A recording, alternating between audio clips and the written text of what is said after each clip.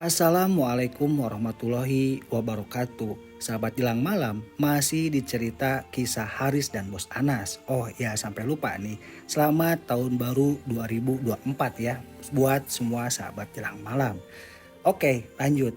Nah, sahabat Jelang Malam, di cerita ke-6, di part ke-6, Bos Anas kehilangan alat vitalnya.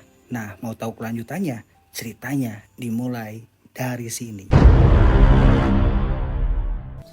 Mata Tono menatap nyalang ke arahku, lalu berdiri dengan sendirinya sambil berkata, "Hentikan pengurusan itu, kalau tidak, alat kelamin bos kalian tidak akan kami kembalikan." Ucap Tono, lantang bahkan Pak Haji dan teman-temanku ikut terkejut melihat Tono menampakkan wajah marahnya.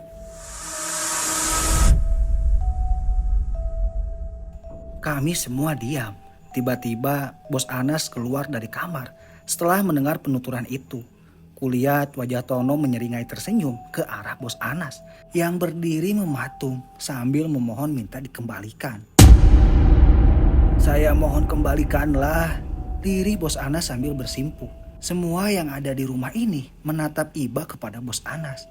Mereka menyaksikan Bos Anas yang sedang tertunduk sedih. Dan bro, Tono kembali terjatuh dan lagi-lagi tak sadarkan diri. Pak Haji yang tidak tahu menau akhirnya tahu dan menyaksikan secara langsung. Teman-temanku kembali membawa Bos Anas ke dalam kamar. "Astagfirullah, beneran nak?" tanya Pak Haji. Aku pun menganggukkan kepala.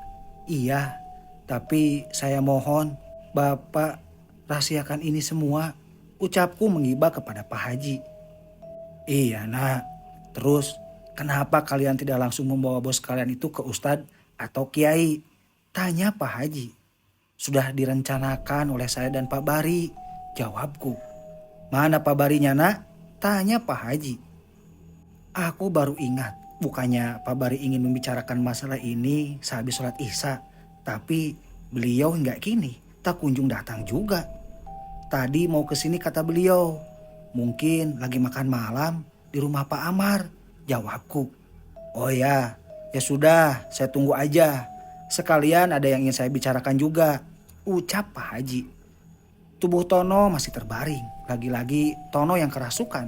Kasihan Tono, pasti badannya kembali lemah dan capek. Apalagi tadi ia berdiri dengan tegak dengan kaki yang bengkak itu. "Sejak kapan nak bos kalian itu kehilangan kelamin beliau?" tanya Pak Haji. "Dari kemarin Pak," jawabku singkat. "Saran saya pindah dulu perkampungan gaib itu. Atau pembangunannya dibikin berbeda, menghindari kampung gaib itu," usul Pak Haji. "Memang kami berinisiatif begitu, tapi Bos Anas tetap kekeh dengan pendirian beliau," jawabku. "Ya susah kalau begitu, bisa mengakibatkan kalian semua celaka karena membuat mereka terusik," ucap Pak Haji sambil geleng-geleng kepala. Cukup lama kami mengobrol bersama sambil menikmati teh hangat dan cemilan aneka kue yang baru dibawa oleh Bos Anas dari kota kemarin. Tono kembali sadar. Ia terlihat meringis sambil menahan sakit akibat tiba-tiba ambruk tadi. "Alhamdulillah sudah sadar Ton," ucapku sambil mengasih minum. "Badan gua sakit semua nih, ngilu," ucap Tono sambil menggerak-gerakkan badannya. Kami semua dibuat tertawa. Kini selanjutnya Tono kembali diurut. Untungnya Tono tidak terlalu lama pingsannya. "Rian, tolong jemput Pak Bari. Kita musyawarahkan tentang Bos Anas," ucapku. "Din, temenin gue ke rumah Pak Amar. Jemput Pak Bari," ucap Rian meminta ditemani Udin. "Alah Yan, pakai ditemenin segala," timpalku. "Takut Riz, di luar gelap dan sepi," jawab Rian sambil terkekeh.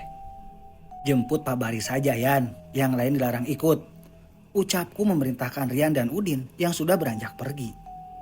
Rian menganggukkan kepalanya. Kini kami mengobrol-ngobrol sambil bercanda dengan Tono. Dengan jahilnya, Ulis memencet kaki Tono yang bengkak itu hingga membuat Tono berteriak. Sambil menyumpahi Ulis yang sedari tadi ngakak mentertawakan Tono yang tidak bisa bergerak untuk membalasnya. "Ulis, nanti Tono gak husu diurutnya," tegurku. Terlihat Pak Ruslan dan Pak Haji mentertawakan Tono yang tidak bisa apa-apa. "Tono, jangan gerak-gerak, nanti lama selesai diurutnya," lanjutku lagi.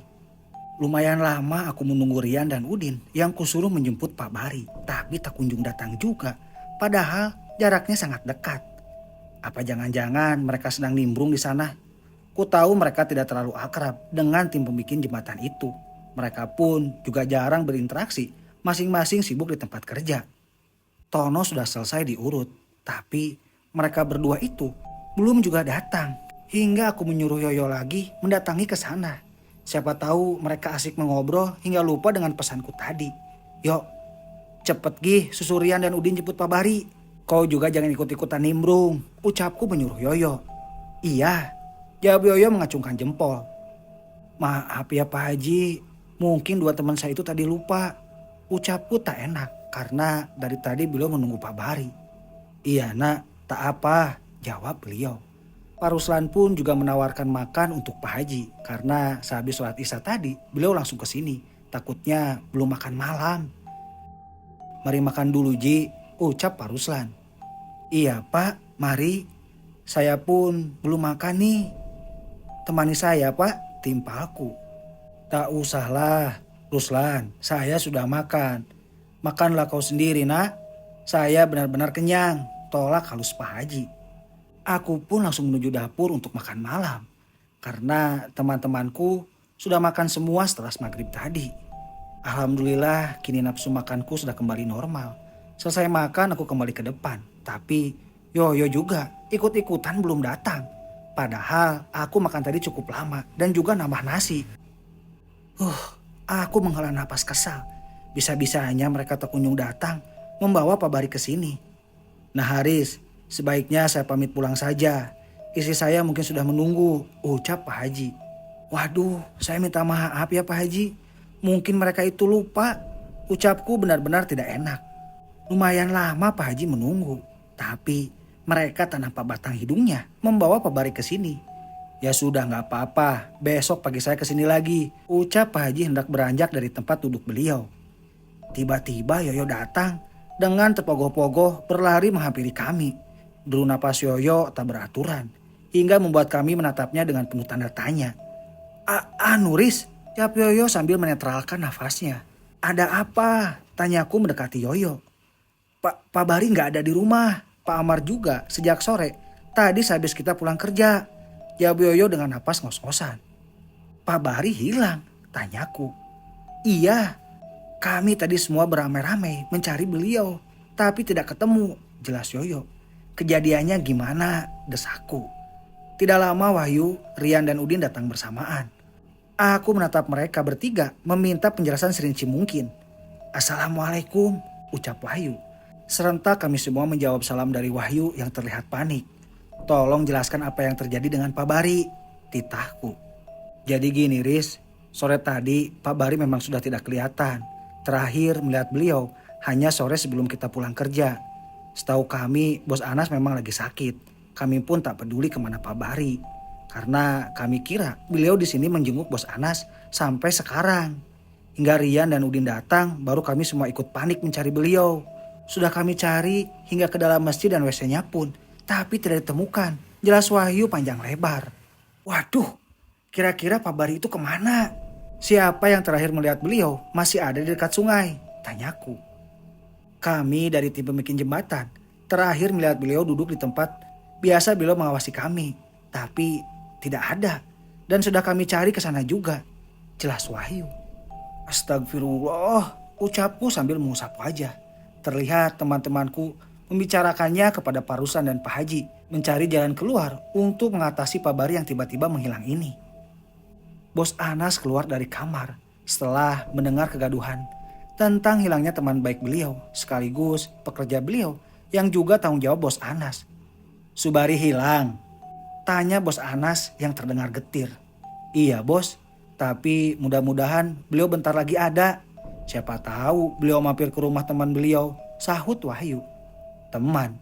Memangnya Pak Bari ada mempunyai teman di sini? Tanyaku kepada Wahyu. Gak tahu juga Riz, kemungkinan saja, jawab Wahyu. Wahyu seperti keheranan saat melihat Bos Anas yang memakai sarung. Sarung yang beliau pakai terlihat melorot. Biasanya Bos Anas sangat jarang memakai sarung, Beliau selalu memakai celana jin atau semacamnya. Tidur pun selalu kelihatan necis, keren. Tumben Bos Anas pakai sarung, ucap Wahyu yang memperhatikan Bos Anas yang berdiri di depan hadapan kami semua. Suka-suka saya lah. Jawab Bos Anas seperti biasanya terlihat songong. Wahyu diam saja, walaupun dia nampak masih keheranan. Gimana ini ya Pak? Teman-teman saya pun di rumah Pak Amar juga kebingungan mencari kemana, ucap Wahyu. Sebaiknya kamu pulang dulu yuk, kita tunggu 1 jam lagi. Siapa tahu beliau nanti akan balik, ucapku. Di pinggiran sungai, sudah dicari dengan detail tidak? Siapa tahu Pak Bari pingsan, ucap Pak Haji. Kami hanya mencari beliau di tempat biasa beliau duduk saja Pak. Tidak ada menyusuri pinggirannya, jawab Wahyu. Sebaiknya kalian cari juga di pinggir sungai, ucap Pak Haji. Apa kemungkinan Pak Bari larut di sungai ya? Ucap Rian. Tidak mungkin. Sungai di sini, sungai wisata yang tidak dalam. Pak Bari pun juga sangat pandai berenang, timpal Wahyu. Ya sudah, kalian bawa senter masing-masing. Kita cari sama-sama biar saya bantu, titah Pak Haji. Kami semua bersiap turun ke sungai, menyenter sudut-sudut sungai. Semoga saja pencarian Pak Bari ditemukan dengan selamat. Di antara kami memang ada yang menyebutkan kalau Pak Bari di bawah makhluk gaib ke lokasi lahan, tapi tidak digubris.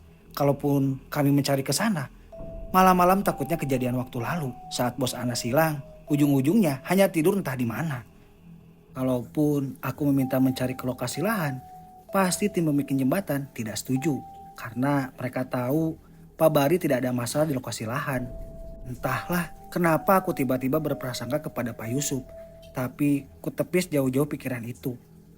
Bos Anas kembali ke kamar saat kami semua pergi ke bantaran sungai. Ternyata dari kejauhan, dari tim pembikin jembatan sudah menyusurinya sejak tadi.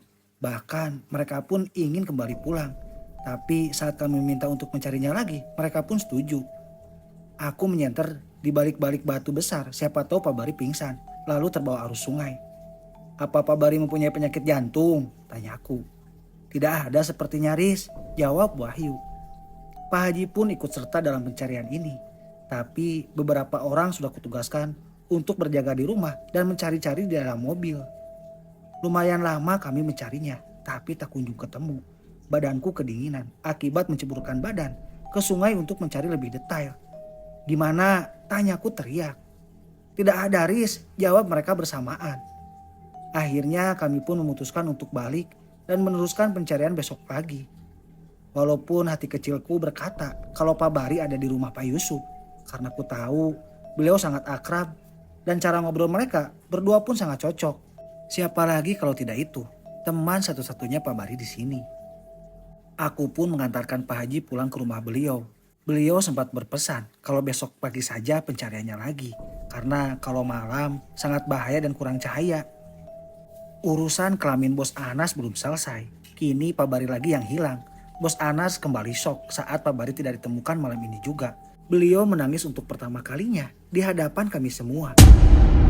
Bawa tidur saja bos, semoga besok Pak Bari bisa ditemukan.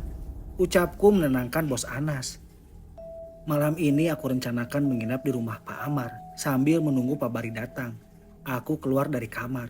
Rian pun juga ikut serta menginap di sana. Haderis, dingin banget, ucap Rian. Iya, anginnya menusuk, jawabku sambil terus berjalan ke rumah Pak Amar. Sesampainya di rumah Pak Amar, kulihat tim lain masih terjaga. Mereka tidak ada yang tidur karena masing-masing menunggu Pak Bari datang. Assalamualaikum, ucapku yang langsung disambut oleh Pak Amar. Waalaikumsalam nak. Di rumah Ruslan benar-benar tidak ada juga ya si Bari? Tanya Pak Amar. Tidak ada Pak, jawabku sambil menggelengkan kepalaku. Aku dan Rian dipersilakan masuk dan Pak Amar pun juga menceritakan kejadiannya lagi. Pak Bari sedari sore tadi tidak ada pulang ke sini, kata beliau. Beliau kira malah mampir ke rumah Pak Ruslan juga. Bapak tahu teman akrab beliau nggak di sini? Tanyaku. Tidak tahu, karena Bari itu tidak biasa kemana-mana orangnya saat di sini, jawab Pak Amar. Bingung juga kami semua. Mana mungkin kami mencari beliau ke lokasi lahan. Karena teman-teman di sini banyak yang tidak percaya juga. Saat mengobrol-ngobrol dengan Pak Amar, Ternyata Anto juga ikut menyusul ke sini. Entah apa tiba-tiba datang. Anto salaman dan menyapa tim lain. Sempat Anto ingin membisikkan sesuatu di telingaku. Tapi tidak begitu jelas karena di sini lagi sedang ngumpul membicarakan Pak Bari. Riz, bisa bicara sebentar? Pinta Anto. Apa toh? Tanyaku. Pak Bari ada punya teman di sini. Kata anak buah Pak Bari, mereka tak pernah lihat Pak Bari akrab dengan orang lain toh. Jawabku. Perasaanku, Pak Bari kini sedang bertemu ke rumah teman beliau. Tapi siapa ya? Ucap Anto. Seriusan? Apa Pak Bari baik-baik aja sekarang? Tanyaku. Tidak tahu juga Riz, itu hanya perasaanku. Jawab Anto soraya menggelengkan kepalanya. Kami bertiga memilih pulang saja. Urung untuk menginap karena di sini rumahnya tidak terlalu besar dan tidak ada bantal. Kami izin pamit pulang ya Pak. Besok pagi kami kesini lagi. Ucapku salaman dengan Pak Amar. Oh iya Nah Haris, jawab beliau. Kami pulang bertiga, mau mencari malam ini tak mungkin karena semua tempat sudah kami cari. Terlihat rumah Pak Ruslan masih terbuka pintunya. Teman-temanku sudah bersiap untuk tertidur dan kami pun langsung menuju tempat peristirahatan. Gimana Riz? Tanya Bos Anas yang berbaring membelakangiku. Belum ketemu, tapi besok pagi-pagi akan dicari lagi, jawabku. Tolong ya Riz, cari Subari sampai ketemu, ucap Bos Anas. Iya Bos Anas tenang saja, kemungkinan Pak Bari lagi di rumah teman beliau hingga lupa waktu, jawabku. Aku pun langsung memejamkan mata menunggu besok pagi tiba. Aku membaca doa dan ayat kursi lebih dahulu agar tidak diganggu saat tidur. Kulihat Rian ikut tidur di sampingku. Riz, besok kau salat subuh di masjid gak? Tanya Rian. Iya, insya Allah mau ikut, tanyaku. Ya Riz, nanti bangunkan aku ya, ucap Rian. Iya. Aku langsung memejamkan mata untuk mengistirahatkan. Kulihat Bos Anas masih tertidur dengan membelakangiku. Entah beliau sedang tidur atau tidak. Dari kejauhan suara azan subuh berkumandang. Aku segera bangun dan ke WC. Sehabis bebersih, langsung bersiap pergi ke masjid. Rian pun mengikutiku. Kami bertiga pergi bersama dengan Pak Ruslan yang juga hendak ke masjid. Saat pintu depan dibuka, kami bertiga dinampakkan dengan suasana yang gelap dan sepi. Aku baru turun beriringan sambil mengusap-ngusap tanganku, menahan dinginnya hembusan angin subuh pegunungan. Nak, saya lihat kalian tadi malam ngapain ke sungai rame-rame? Tanya salah satu warga yang duduk di sampingku. Anggota pekerja ada yang hilang Pak, jawabku. Sejujurnya aku sangat tidak enak diberikan pernyataan begitu. Bingung harus menjawabnya. Dikhawatirkan malah jadi omongan orang-orang kabar ini. Hilang? Berapa orang? Tanya beliau lagi. 1 orang Pak, tapi kemungkinan beliau menginap di rumah teman beliau. Jawabku segera mengakhiri percakapan itu dengan beranjak pergi dari masjid. Aku segera pergi keluar masjid menghindari pertanyaan tentang hal-hal yang sedang kami alami sekarang. Bukan itu saja, karena aku takut keceplosan menjawab macam-macam. Aku di luar masjid duduk di terasnya sambil menunggu Rian yang sedang di WC. Sedangkan Pak Ruslan masih sibuk membaca amaliyah beliau. Mari pulang, ucap Pak Ruslan. Bentar dulu Pak, Rian lagi BAB di WC, jawabku. Aku banyak mengobrol dengan Pak Ruslan sambil menunggu Rian. Beliau banyak menceritakan tentang desa ini yang masih hijau dan terdapat banyak pohon-pohon besar. Di sini pun sangat kental yang namanya mistis pedalaman. Setelah selesai menunggu Rian, kami langsung menuju pulang. Rencananya kami akan mampir terlebih dahulu ke rumah Pak Amar untuk menanyakan Pak Bari. Gimana, apa Pak Bari sudah pulang? Tanyaku. Belum ada, bingung kami harus mencari kemana, jawab Wahyu. Pagi ini kami ingin kembali menyusuri sungai Riz, tapi menyusuri lebih jauh lagi, sahut Ajay. Oh iya, nanti jemput tim kami dulu ya, biar kami bantu, pintaku. Siap Riz, jawab Wahyu. Kami langsung pulang ke rumah Pak Ruslan. Di jalan pun kami selalu membahas Pak Bari dan menerka-nerka kemana perginya beliau. Langit yang sudah lumayan terang mulai menampakkan sinar kekuningan. Dari kejauhan kami bertiga dikejutkan dengan seorang yang sedang tengah berjalan di pinggir sungai dan berjalan ke arah kami dengan santainya lalu melemparkan senyum. "Pak Bahari," ucapku ingin menghampiri beliau yang seperti sangat senang. "Hai Riz, Ruslan, dan siapa kamu ya? Saya lupa," ucap beliau menghampiri kami yang diam terpukau menatap beliau tak percaya. "Mau ke masjid ya kalian?" tanya Pak Bahari saat sudah di hadapan kami. "Pak Bahari?" tanya aku. "Iya, apa Riz?" jawab beliau menatapku sambil memicikkan mata. "Ini beneran Pak Bahari?" tanyaku memastikan. "Iya, kenapa sih kau ini Haris?" "Ruslan, malam ini saya ke rumah kamu. Mau membicarakan si bos Anas," ucap Pak Bahari. "Iya, saya tunggu," jawab Pak Ruslan. "Ya sudah, saya pulang dulu mau sholat maghrib," ucap Pak Bahari menggelengkan pergi meninggalkan kami. "Hei, mau barengan tidak?" sambung beliau lagi berbalik ke arah kami. Kami pun langsung ikut bersamaan dengan beliau. Lalu kembali mampir ke rumah Pak Amar yang orang-orangnya sudah pada bangun semua. Semua yang ada di rumah Pak Amar nampak terkejut. Lalu menghampiri Pak Bahari masing-masing memeluk Pak Bahari sembari mengucapkan alhamdulillah. Kini Pak Bahari pun tak sadar. Beliau sangat keheranan melihat anak buah beliau tiba-tiba berlarian tanpa komando saling memeluk. Bahkan ada yang terisak sambil memeluk Pak Bahari. "Ada apa ini?" tanya Pak Bahari bingung. Sebelumnya Pak Bahari dipersilakan untuk duduk dahulu. Lagi-lagi beliau tak mengerti apa maksud ini semua. "Pak Bahari kemana aja?" tanya Wahyu. "Saya gak ada kemana-mana, hanya mampir sebentar ke rumah teman saya," jawab Pak Bahari. "Siapa teman bapak?" celaku. "Itu Loris, Pak Yusuf. Beliau tadi mengajak saya mampir ke rumah beliau. Katanya lagi bikin rumah baru, makanya saya berkunjung. Tidak enak saya menolak," jelas Pak Bahari. "Pak Yusuf yang bertubuh kerdil itu?" tanyaku. "Astagfirullah Haris," bentak Pak Bahari. "Maaf Pak, maksudnya beliau," tanyaku. Pak Bahari menganggukkan kepalanya sambil tersenyum. Sudah kuduga sebenarnya, karena ku tahu Pak Bahari hanya kenal dengan Pak Yusuf dari alam gaib itu. "Kamu kenal Haris dengan Pak Yusuf itu?" tanya Wahyu. "Iya, Haris juga kenal," sahut Pak Bahari. "Terus kalau Haris kenal, kenapa tadi malam kita gak mencari ke tempat kediaman Pak Yusuf?" tanya Wahyu. "Apaan sih? Saya tidak mengerti apa maksud kalian mencari saya," tanya Pak Bahari. "Pak Bahari itu hilang semalam," jawab Wahyu. "Semalaman?"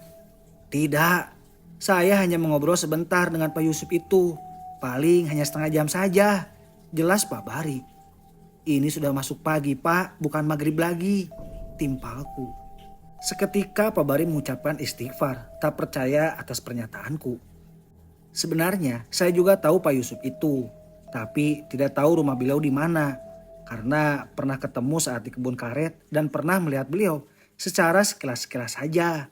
Karena setahu saya Pak Yusuf itu dari bangsa makhluk gaib, jelasku. Semua teman-temanku mendengarkanku sembari menatapku tak percaya. "Berarti Pak Bahari dibawa ke alam gaib gitu Riz?" tanya Wahyu. "Iya, karena sering aku melihat Pak Yusuf itu selalu memakai baju kuning keramat dengan tubuh kerdil beliau. Pernah juga aku lihat sore beliau menghilang dari rimbunya pohon bambu yang ada di seberang sungai," jelasku lagi. Pak Bahari benar-benar tidak menyangka beliau bisa terbawa ke perkampungan gaib. Beliau begitu shock, bahkan tak bisa berkata-kata lagi. "Saya haus, mau minum kopi," ucap Pak Bahari pelan. Segera istri Pak Amar langsung membuatkan kopi pahit untuk Bahari yang tiba-tiba minta dibuatkan kopi. Langsung dihabiskan Pak Bahari kopi tadi, lalu pergi istirahat ke kamar. Kami semua sekali lagi mengucapkan syukur alhamdulillah Pak Bahari sudah kembali. Entahlah beliau ngapain saja di alam gaib. Nanti akan kutanyakan ketika beliau sudah bangun tidur. Rencananya pagi ini giliran bos Anas yang segera kami bawa ke ustadz terdekat di desa ini yang jaraknya tidak terlalu jauh. Aku segera balik untuk mengabarkan kepada bos Anas kalau Pak Bahari sudah ditemukan dengan selamat. "Alhamdulillah, Pak Bahari sudah ditemukan dengan selamat. Beliau hanya ke rumah teman beliau," jelasku tersenyum. Seketika kabar baik yang kubawa disambut oleh teman-temanku dengan rasa syukur. Bahkan bos Anas juga ikut-ikutan mengucapkan alhamdulillah. "Bos Anas cepat bersiap, kita pergi ke rumah Ustadz," titaku. "Ustadz di mana?" Tanya bos Anas. Yang di desa ini bos, rahasia aman. Kita pergi berlima saja. Saya, bos, Pak Ruslan, Rian dan Pak Haji. Kami langsung bersiap ke tempat tujuan yang diperintahkan oleh Pak Haji. Kami pergi menaiki mobil. Saat seketika 15 menit kemudian, kami tiba di rumah sederhana berbahan material kayu. Assalamualaikum, ucap Pak Haji mengucapkan salam sembari mengetok pintu rumah. Terdengar dari dalam, ada yang sedang berjalan sambil menjawab salam kami. Terlihat, beliau yang kurang lebih berusia 60 tahunan itu tersenyum ke arah kami dan mempersilahkan kami masuk. Tidak banyak basa-basi, kami langsung mengutarakan maksud kedatangan kami ke sini. Begini Pak, ini bos Anas ini kehilangan kelamin beliau, burung perkututnya. Ucapku terhenti saat melihat Ustadz yang di depan kami tertawa sambil menyela perkataanku. Iya nak, saya mengerti. Tenang saja, tidak apa-apa. Titah beliau sambil tertawa. Kuperhatikan wajah bos Anas terus menunduk seperti kesal karena ditertawakan. Maksudnya Pak Ustadz gimana ya? Tanyaku heran. Sebenarnya kelamin bos Anas kalian itu tidak hilang, tapi hanya ditutupi oleh mereka. Jadi kalian yang melihatnya itu benar-benar hilang, padahal tidak sama sekali. Jelas Pak Ustadz tersenyum. Oh, maksudnya kelaminnya hanya ditutupi, bukan dicuri maksudnya? Tanya bos Anas. Iya, jawab Pak Ustadz di hadapan kami. Ustadz itu langsung menggunakan bos Anas kepada Allah agar kelamin beliau kembali ditampakkan lagi. Entahlah apa yang dibaca-baca. Tiba-tiba bos Anas diberi minum dan langsung diminum di tempat. Setelah selesai berdoa, Pak Ustadz tersenyum sambil menganggukkan kepalanya sambil berkata, kalau mau lihat silakan saja ke WC. Bos Anas tersenyum lalu izin ke WC yang berada di rumah Pak Ustadz ini. Tidak lama bos Anas kembali tersenyum menatap kami semua sambil mengucapkan alhamdulillah. Seketika kami semua pun juga ikut mengucapkan syukur. Memangnya ada masalah apa sehingga membuat begini? Tanya Pak Ustadz. Kami menebang pohon yang ada penghuninya, jawabku. Oh, ternyata akibat menggusur perkampungan gaib. Sahut Pak Ustadz sambil manggut-manggut. Iya Pak, gimana bagusnya tentang lokasi lahan kami ini? Masih ada 2 pohon lagi yang akan kami tebang. Ucapku berkonsultasi. Apa Bapak bisa memindahkan perkampungan mereka? Sambungku lagi. Saran saya sebaiknya tidak usah saja. Kalau bisa hindari penebangan pohon yang masih ada. Kalian kini sudah merasakan akibatnya. Bisa saja kan diubah sedikit pembangunannya. Ucap Pak Ustadz memberi saran. Kami semua bergeming, bingung bagaimana. Bos Anas yang kekeh tidak ingin diubah sedikit pun. Sangatlah keras kepala. Masalahnya ini nak, bukan hanya memindahkan rumah mereka, tapi memindahkan satu kampung yang sangat besar. Pikirkan saja, sambung Pak Ustadz. Benar sekali apa kata Pak Ustadz, ini bukanlah memindahkan 1-2 rumah saja, tapi satu kampung. Entahlah bagaimana keputusan bos Anas. Apa beliau nanti akan melunak untuk digeser sedikit pembangunannya, menghindari pohon yang masih ada itu. Begini maksudnya bos Anas, ini bukan hanya membuat malapetaka bagi sampean saja, tapi semua anak buah juga. Kemungkinan akan berdampak juga kepada desa ini, jelas Pak Ustadz. Bos Anas dia menunduk sambil sesekali menganggukkan kepalanya. Iya Pak Ustadz, saya mengerti. Nanti akan saya bikinkan denah lokasi yang baru. Jawab bos Anas setelah beberapa saat terdiam. Kami semua sekali lagi mengucapkan syukur. Kini bos Anas sudah melunak untuk membuat denah villa yang baru. Setelah berbasa-basi terkait lokasi lahan, kami semua izin pamit pulang kepada Pak Ustadz. Oh ini Pak, ada sembako.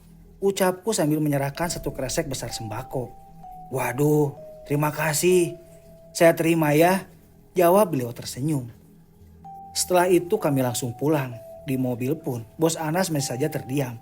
Sama sekali tidak ikut nimbrung pembicaraan kami tentang lokasi pembuatan villa. Gimana bos Anas, setuju kan? Tanya aku. Iya, nanti kita bicarakan lagi. Saya lemes ini, jawab bos Anas. Sesampainya di rumah Pak Ruslan, kini Pak Haji kembali mampir untuk mengobrol sebentar dan mengurut kaki Tono yang sama sekali masih tidak ada perubahan. Aku dan Bos Anas sudah membicarakan lokasi lahan itu dan rencananya akan digeser sedikit. Alhamdulillah, pembangunan jembatan pun juga hampir selesai, walaupun tidak semuanya. Malam ini perkumpulan di rumah Pak Ruslan agar segera dilaksanakan sebagai acara selamatan kecil-kecilan. Makan bersama, tanda syukur kelamin Bos Anas sudah terlihat dan rasa syukur kembalinya Pak Bahari. Entahlah sekarang gimana keadaan beliau. Kulihat di dapur sangat sibuk menyiapkan masakan untuk makan malam nanti. Aku pun langsung ditugaskan Bos Anas untuk ke rumah Pak Amar mengabarkan berita acara selamatan ini. Berhubung ini masih jam kerja, aku pun pergi ke lokasi pembuatan jembatan. Terlihat mereka lagi sibuk ngapain, karena aku tidak terlalu mengerti cara kerja mereka. Assalamualaikum. Nanti malam makan bersama di rumah Pak Ruslan ya. Ucapku yang langsung disambut mereka dengan senang hati. Siap, Riz. Pak Bahari di mana ini? Tanyaku saat melihat tempat duduk beliau yang biasa digunakan untuk bersantai, memperhatikan anak buahnya bekerja. Di rumah, Riz. Beliau hanya tiduran, sahut Wahyu. Aku pun langsung berpamitan untuk ke rumah Pak Amar. Sekalian ingin menyuruh beliau juga untuk makan malam bersama. Assalamualaikum, ucapku sambil masuk ke dalam rumah Pak Amar yang pintunya terbuka lebar. Assalamualaikum, Riz. Masuk, jawab istrinya Pak Amar. Begini Bu, malam ini Bos Anas bikin acara selamatan makan bersama. Mohon ya, untuk menghadirinya seluruh orang rumah ini, pintaku.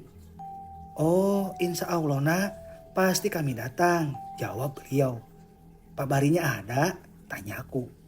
Ada, masuk aja ke kamar beliau nak. Aku pun langsung masuk setelah dipersilakan masuk. Melihat beliau berbaring lemas di kamar. Tidur Pak? Tanyaku. Tidak Riz, saya hanya melamun saja, jawab beliau. Tidak baik Pak melamun begitu, lebih baik ikut ke rumah Pak Ruslan aja. Ngobrol-ngobrol dengan Bos Anas. Dari kemarin, Bos juga sangat khawatir sama Bapak. Walaupun beliau sebenarnya tidak ikut mencari Bapak, jelasku. Gimana keadaan Anas setelah dibawa pergi ke Ustadz tadi? Alhamdulillah, kembali seperti semula. Jawabku pelan sambil menutup mulut. Syukur alhamdulillah, ucap Pak Bari. Nah, malam ini acara selamatan kecil-kecilan. Makan bersama setelah sholat isya. Syukuran kepulangan Bapak dan syukuran kelamin Bos Anas, bisiku. Pak Bari terkekeh saat aku mengatakan syukuran kelamin Bos Anas. Akhirnya Pak Bari sudah bisa tertawa lagi.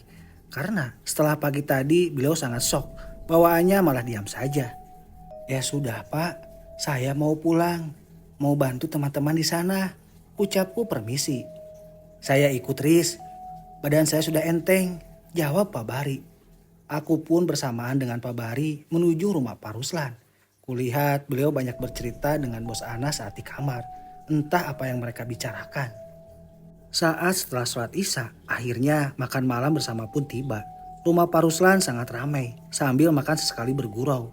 Tapi tidak ada yang mengungkit masalah Bos Anas, kehilangan kelamin beliau. Hanya saja Pak Bari yang menjadi bahan goyonan mereka. Malam ini juga Bos Anas memberitahu kalau dana pembangunan villa digeser sedikit demi menghindari pohon yang sisa 2 batang itu. Rencananya pohon yang itu akan berada di samping villa kalau sudah jadi.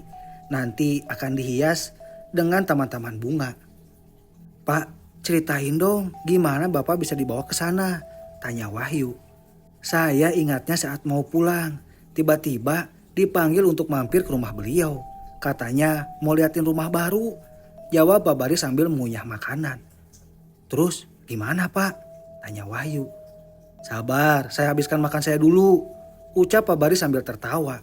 Kami semua tertawa bersamaan. Setelah Pak Bari habis menengguk air, kini beliau kembali melanjutkan ceritanya. Ya sudah, saya terima ajakan beliau, katanya rumahnya dekat. Di sana sama seperti kita, banyak rumah-rumah. Tapi sebagian rumahnya hancur. Kami berdua hanya duduk santai di pelataran mengobrol-ngobrol. Jelas Pak Bahari. Jalan menuju ke sana gimana Pak? Apa Bapak tidak sadar? Tanya aku. Saya juga tidak tahu karena saya tidak sadar. Jawab Pak Bahari sambil menyalakan rokok. Bapak tidak apa-apakan di sana? Tanyaku. Tidak, kami hanya mengobrol sebelum saya diantar pulang ke sini. Kami berdua sempat berkeliling sebentar. Dan kemarinnya saya dikasih buah jambu, tapi tidak saya makan dan saya bawa pulang saja. Nih jambunya. Jelas Pak Bari sambil memperlihatkan buah jambu. Gak usah dimakan Pak, ucapku bergedik ngeri. Enggak, padahal kemarin buahnya sangat besar. Tapi setelah saya bawa ke sini malah berubah menjadi kecil. Nah kan, gak usah dimakan aja, buang aja gih, ucapku. Jangan dibuang, sini saya yang makan. Sesekali nyobain buah dari mereka, sahut Pak Ruslan. Padahal sudah kularang, katanya yang memakan makanan mereka akan tidak bisa kembali pulang. Tapi Pak Ruslan malah ingin memakannya. Tenang saja, kalau kita memakannya di alam mereka memang benar. Kita tidak akan pernah kembali lagi ke alam asli kita. Tapi ini kan buahnya sudah berubah menjadi kecil. Sudah menjadi buah kita pada umumnya. Insya Allah saya gak akan hilang. Jelas Pak Ruslan sambil terkekeh. Kami semua menikmati makan malam. Sesekali bergurau dan bercerita dengan Pak Bari, Pak Haji, dan sang istri pun juga ada ikut serta. Besok harinya kami langsung ke lokasi lahan. 2 hari sudah kami tidak kesini setelah kejadian kemarin. Suasana dingin masih terasa seperti biasanya. Dingin banget, ucap Udin. Iya, mudah-mudahan aja hari ini cuacanya panas, sahutku. Bos Anas juga ikut ke lokasi lahan saat ini. Beliau tampak takut. Bahkan saat Rian berteriak, beliau juga ikut teriak. Jangan ngagetin saya, ucap Bos Anas kesal. Bukannya ngagetin, tapi gak sengaja hampir jatuh, jawab Rian. Bos Anas takut ya, tanya Rian. Saya cuman kaget, cetus Bos Anas. Waktu terus bergulir. 1 minggu kemudian, jembatan yang dijanjikan Pak Bari sudah rampung. Meskipun jembatannya belum dihias apa-apa. Karena itu hanya sementara saja untuk truk-truk bisa melewatinya. Denah pembangunan villa memang benar-benar sudah diubah. Pohon yang tersisa itu dibiarkan saja di ujung berdiri dengan angkernya. Bebatuan pasir, semen dan lainnya sudah siap. Para tukang pun sudah datang. Teman-temanku sangat asik mengaduk semen untuk peletakan batu pertama. Sejak kejadian kemarin hingga saat ini tidak pernah lagi terjadi apa-apa dengan kami. Hanya saja Tono yang masih tidak bisa apa-apa. Sesekali ia sering tak sadarkan diri meracau tidak jelas. Dampaknya sering terlihat di tubuh Tono. Riz, coba lihat di ujung pohon angker itu. Ada yang duduk memperhatikan kita, bisik Anto. Alah, jangan kayak gitu dong. Nanti kedengeran Bos Anas, tegurku. Seriusan, ucap Anto. Jangan bercanda Tok, ntar pada lari. Tegurku yang sedikit percaya lalu menoleh ke arah pohon yang Anto maksud. Alhamdulillah, untungnya tidak apa-apa yang terlihat. Masa siang bolong begini ada hantu? Peletakan batu pertama dihadiri kami semua. Bos Anas tersenyum bahagia. Kuharap setelah pembangunan ini tidak ada yang kecelakaan dan semoga siapa saja menginap di villa ini tidak ada terjadi hal-hal yang aneh. Harapanku semoga tidak berdampak atas pembangunan villa ini. Pagi ini memang acara peletakan batu pertama. Sesudah makan siang, baru akan dimulai pembangunannya. Para tukang khusus yang berpengalaman sudah disiapkan. Mandornya pun bukan aku lagi, karena sudah ada mandor pengawasnya. Urusanku sudah cukup, karena intinya aku di sini adalah asisten Bos Anas. Teman-temanku yang 20 orang, kuserahkan kepada mandor yang biasa ku bilang super galak dan garang, yang memiliki badan besar dan gagah. Para pembikin jembatan pun juga akan dipulangkan sementara karena sudah selesai pembuatan jembatan yang seadanya dulu. Kini kalau sudah mau pergi ke lokasi lahan, tak perlu muter-muter kayak kemarin dan melalui jalan orang lain. Sekarang jembatan sudah selesai, jalannya pun sudah bersih, siap juga untuk diaspal. Alhamdulillah, ucapku yang bisa dikatakan pembawa acara dan dibarengi dengan tepuk tangan. Kami langsung pulang ke rumah Pak Ruslan untuk acara selamatan peletakan batu pertama tadi. Yang datang kali ini sangat banyak. Bukan hanya para pekerja Bos Anas saja, tapi warga kampung terdekat pun juga ikut meramaikan acara selamatan ini. Riz, lihat nggak? Tadi ada perempuan yang waktu lalu selalu kulihat. Mana? Tanyaku. Dia sedang cuci pakaian di sungai, bisik Rian. Gak lihat mana sih? Tanyaku. Ya telat, dia sudah beranjak pergi, keluh Rian. Lagi-lagi aku tak sempat melihat perempuan yang dimaksud Rian itu. Sejak awal, Rian sering bercerita melihat perempuan itu. Tapi tidak tahu namanya ataupun rumahnya. Kata Rian sudah lama ia tak melihatnya. Tapi sekarang kembali melihatnya dari jarak jauh. Menurutku, kalau rumahnya dekat di sini, kemungkinan siang ini perempuan itu akan kembali datang ke acara kami. Alah, kalau bisa cepetan Yan. Cari tahu dulu ia sudah menikah apa belum, ucapku. Iya, ini lagi berusaha, jawab Rian tersenyum. Acara siang pun sudah siap, tinggal menunggu orang-orang selesai sholat zuhur. Maka akan ramai orangnya. Bos Anas terlihat sangat senang sekali. Wajah beliau yang memulai menua dan keriput itu selalu senyum saat menunggu tamu undangan. Biasanya senyum beliau itu sangat langka, hanya terlihat wajah cuek, masam dan sinis. Kali ini beliau selalu tersenyum karena disuruh oleh Pak Ruslan. Jaga tamu harus selalu senyum, titah Pak Ruslan. Iya, nanti dipaksakan, sahut Bos Anas. Alhamdulillah, walaupun kata beliau hanya terpaksa, tapi kulihat beliau sangat tulus untuk senyum. Sambil menyambut tangan-tangan warga yang datang hendak bersalaman. Acara selamatan ini hanya membaca doa selamat dan langsung jamuan buat para undangan. Setelah acara selesai, Bos terlihat mengobrol-ngobrol dengan warga di sini. Beberapa warga juga mengucapkan selamat atas pembangunan villa kami. Rencananya besok hari aku akan pulang ke kota bersama Bos Anas. Ingin menemui anak istriku yang sudah lama kutinggalkan. Sekitar jam 1 siang, para tukang dan tim teman-temanku sudah mulai bekerja di lokasi lahan. Terlebih dahulu membuat pondasinya. Saat malam aku mengobrol dengan Rian. Apa saja yang sudah dikerjakan di lokasi lahan tadi. Para tukang serta mandornya menginap di rumah Parulah yang jaraknya lumayan jauh. Gimana tadi hari pertama pembangunan? Tanyaku pada Rian. Karena tadi aku tidak ikut ke lokasi lahan. Seperti biasa, alhamdulillah tidak terjadi apa-apa lagi Riz, jawab Rian. Kalau siapapun yang ingin menebas atau hanya sekedar membersihkan ranting, sebaiknya kamu cegah Yan. Takutnya akan terjadi seperti Tono lagi, ucapku. Kini Tono sudah bisa berjalan sendiri. Setelah lebih seminggu, ia mengalami kaki bengkak, tidak bisa apa-apa. Siap Riz, besok kalian pulang ke kota ya? Iya, pulang dulu, jawabku. Sebenarnya bukan aku dan Bos Anas saja yang pulang ke kota, tapi para pekerja tim pembuat jembatan juga ikut pulang termasuk Pak Bari. Nanti ada waktunya lagi, mereka akan mengolah kembali jembatannya. Pagi itu, sekitar pukul 7 kami bersiap-siap berangkat pulang. Tim Pak Bari lebih dulu baliknya sejak tadi, sedangkan kami harus berpamitan dulu dengan warga. Ya sudah, kami pamit dulu ya Pak Yunus, ucapku sambil bersalaman dengan beliau. Iya Haris, aku memeluk teman-temanku satu persatu. Entahlah kenapa, biasanya aku tak seperti ini. Semoga saja ini bukanlah pelukan dan kebersamaan yang kami terakhir. Nus, kami pulang dulu, ucap Bos Anas. Siap bos, jawab Pak Yunus sembari membukakan pintu mobil. Setelah berpamitan kepada Pak Ruslan, Pak Amar dan lainnya, mobil yang dikendarai Bos Anas akhirnya melaju dengan kecepatan sedang. Saat di mobil, kami sesekali berbincang, membicarakan pembangunan ini. Bos Anas dengan santainya menyetir sambil merokok. Kini jalanan pagi tidak terlalu sepi. Terlihat orang-orang sedang di kebun dengan asiknya.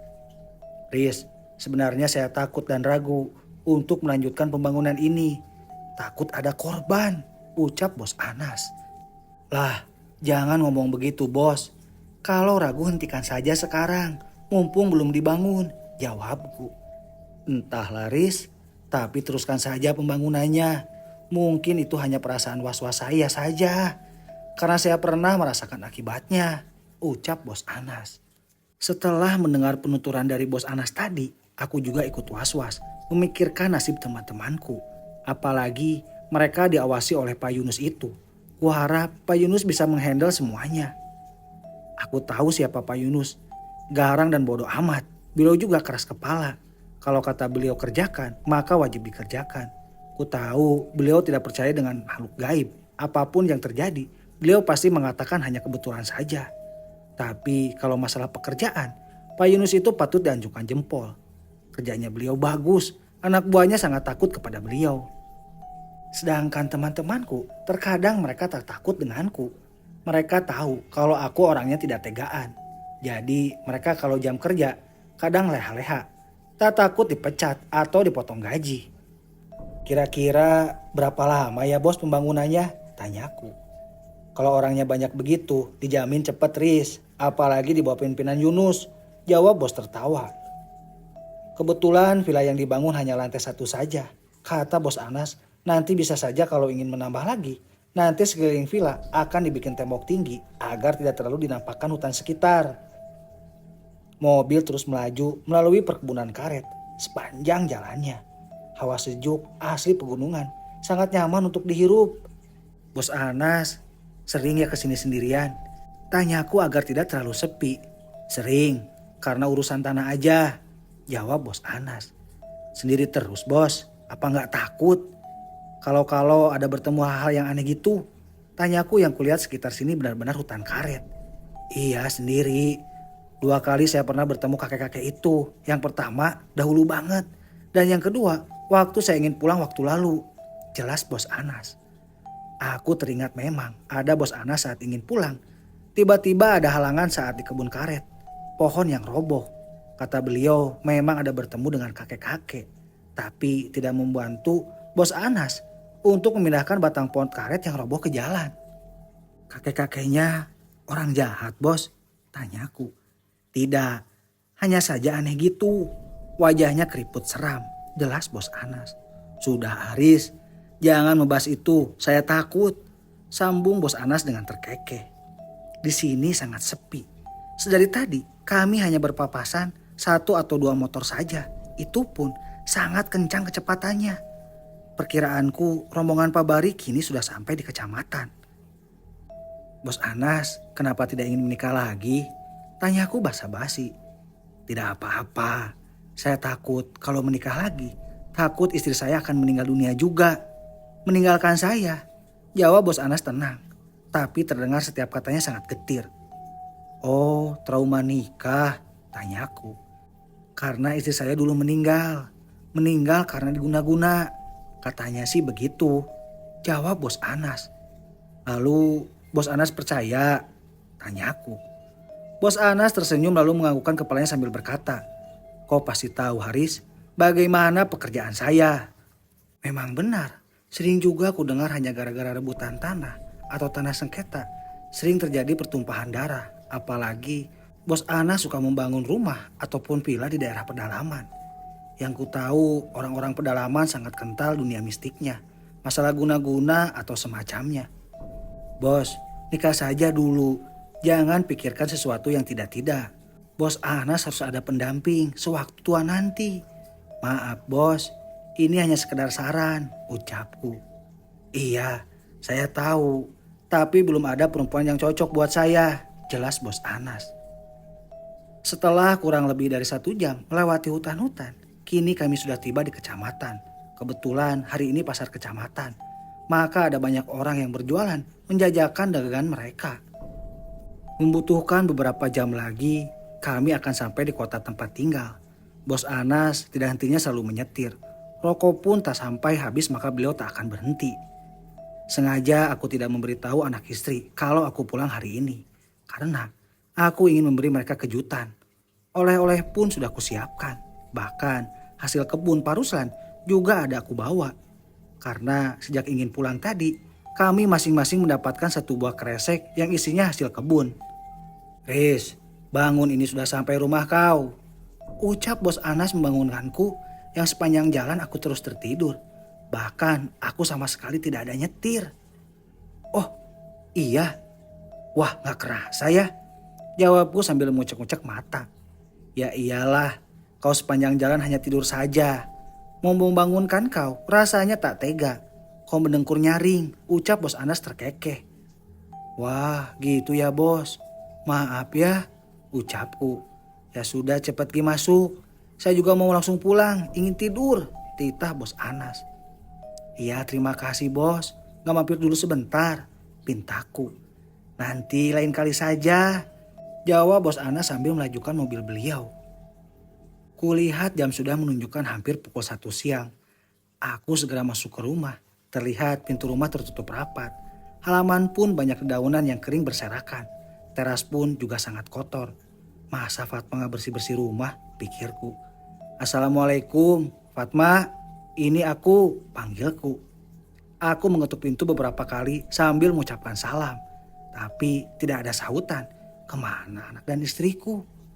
Suasana rumah juga sangat sepi. Aku berinisiatif untuk ke rumah mertuaku. Bisa saja Fatma menginap di sana. Saat aku ingin berbalik pergi, tiba-tiba suara pintu berderi terbuka pelan. Menampakkan Fatma yang muka dan rambutnya aut-autan. Fatma, ini aku pulang, ucapku. Tak ada respon dari Fatma. Entah mungkin dia tidak mood gara-gara sedang hamil. Memang 2 hari ini aku sama sekali tidak ada menghubunginya. Fat, kamu tidak apa-apa kan? Tanyaku memegang tangannya. Tidak apa-apa, aku hanya tidak enak badan. Jawab Fatma sembari menarik tanganku untuk duduk di sofa ruang tamu. Anak-anak mana? Tanyaku. Mereka sedang tidur di kamar, Mas. Mau minum teh? Tanya Fatma. Oh, boleh. Jawabku sambil tersenyum lalu mendekatkan badan ke samping Fatma dan kepala kami saling berdekatan. Sebari Fatma membuat minum di dapur, aku berjalan ke kamar anakku untuk melihat mereka berdua. Kulihat Ibra anak pertamaku sedang main game. Saat melihatku, langsung berlari memeluk erat. Ibra kangen banget, ucapnya memeluk erat dan tanganku mengusap-ngusap kepalanya. Sedangkan anak kedua tertidur nyenyak. Aku membawa anakku Ibra ikut ke ruang tamu untuk membuka oleh-oleh yang kubawa. Ayah, ada bawa oleh-oleh kan? Tanya Ibra. Tentu saja ada, jawabku. Aku menghampiri istriku yang duduk di ruang tamu. Dan di atas meja sudah tersaji teh hangat. Aku minum lebih dulu seteguk. Saat ingin membuka oleh-oleh yang kubawa, tiba-tiba anak keduaku sudah terbangun. Ia langsung menghampiriku dan berlari. Ayah, lirihnya. Ayo kita buka oleh-oleh bersama, ucap Ibra tidak sabaran. Malam hari pun tiba, aku menghubungi bos Anas dan Pak Bari. Saat ingin melepon bos Anas, tapi tak diangkat beliau. Kemungkinan bos Anas sudah tidur. Halo, assalamualaikum Pak Bari, ucapku. Waalaikumsalam, Riz, kenapa? Tanya beliau dari seberang sana. Tidak apa-apa. Gimana anak buah Pak Bari? Sudah pada balik semua? Tanyaku.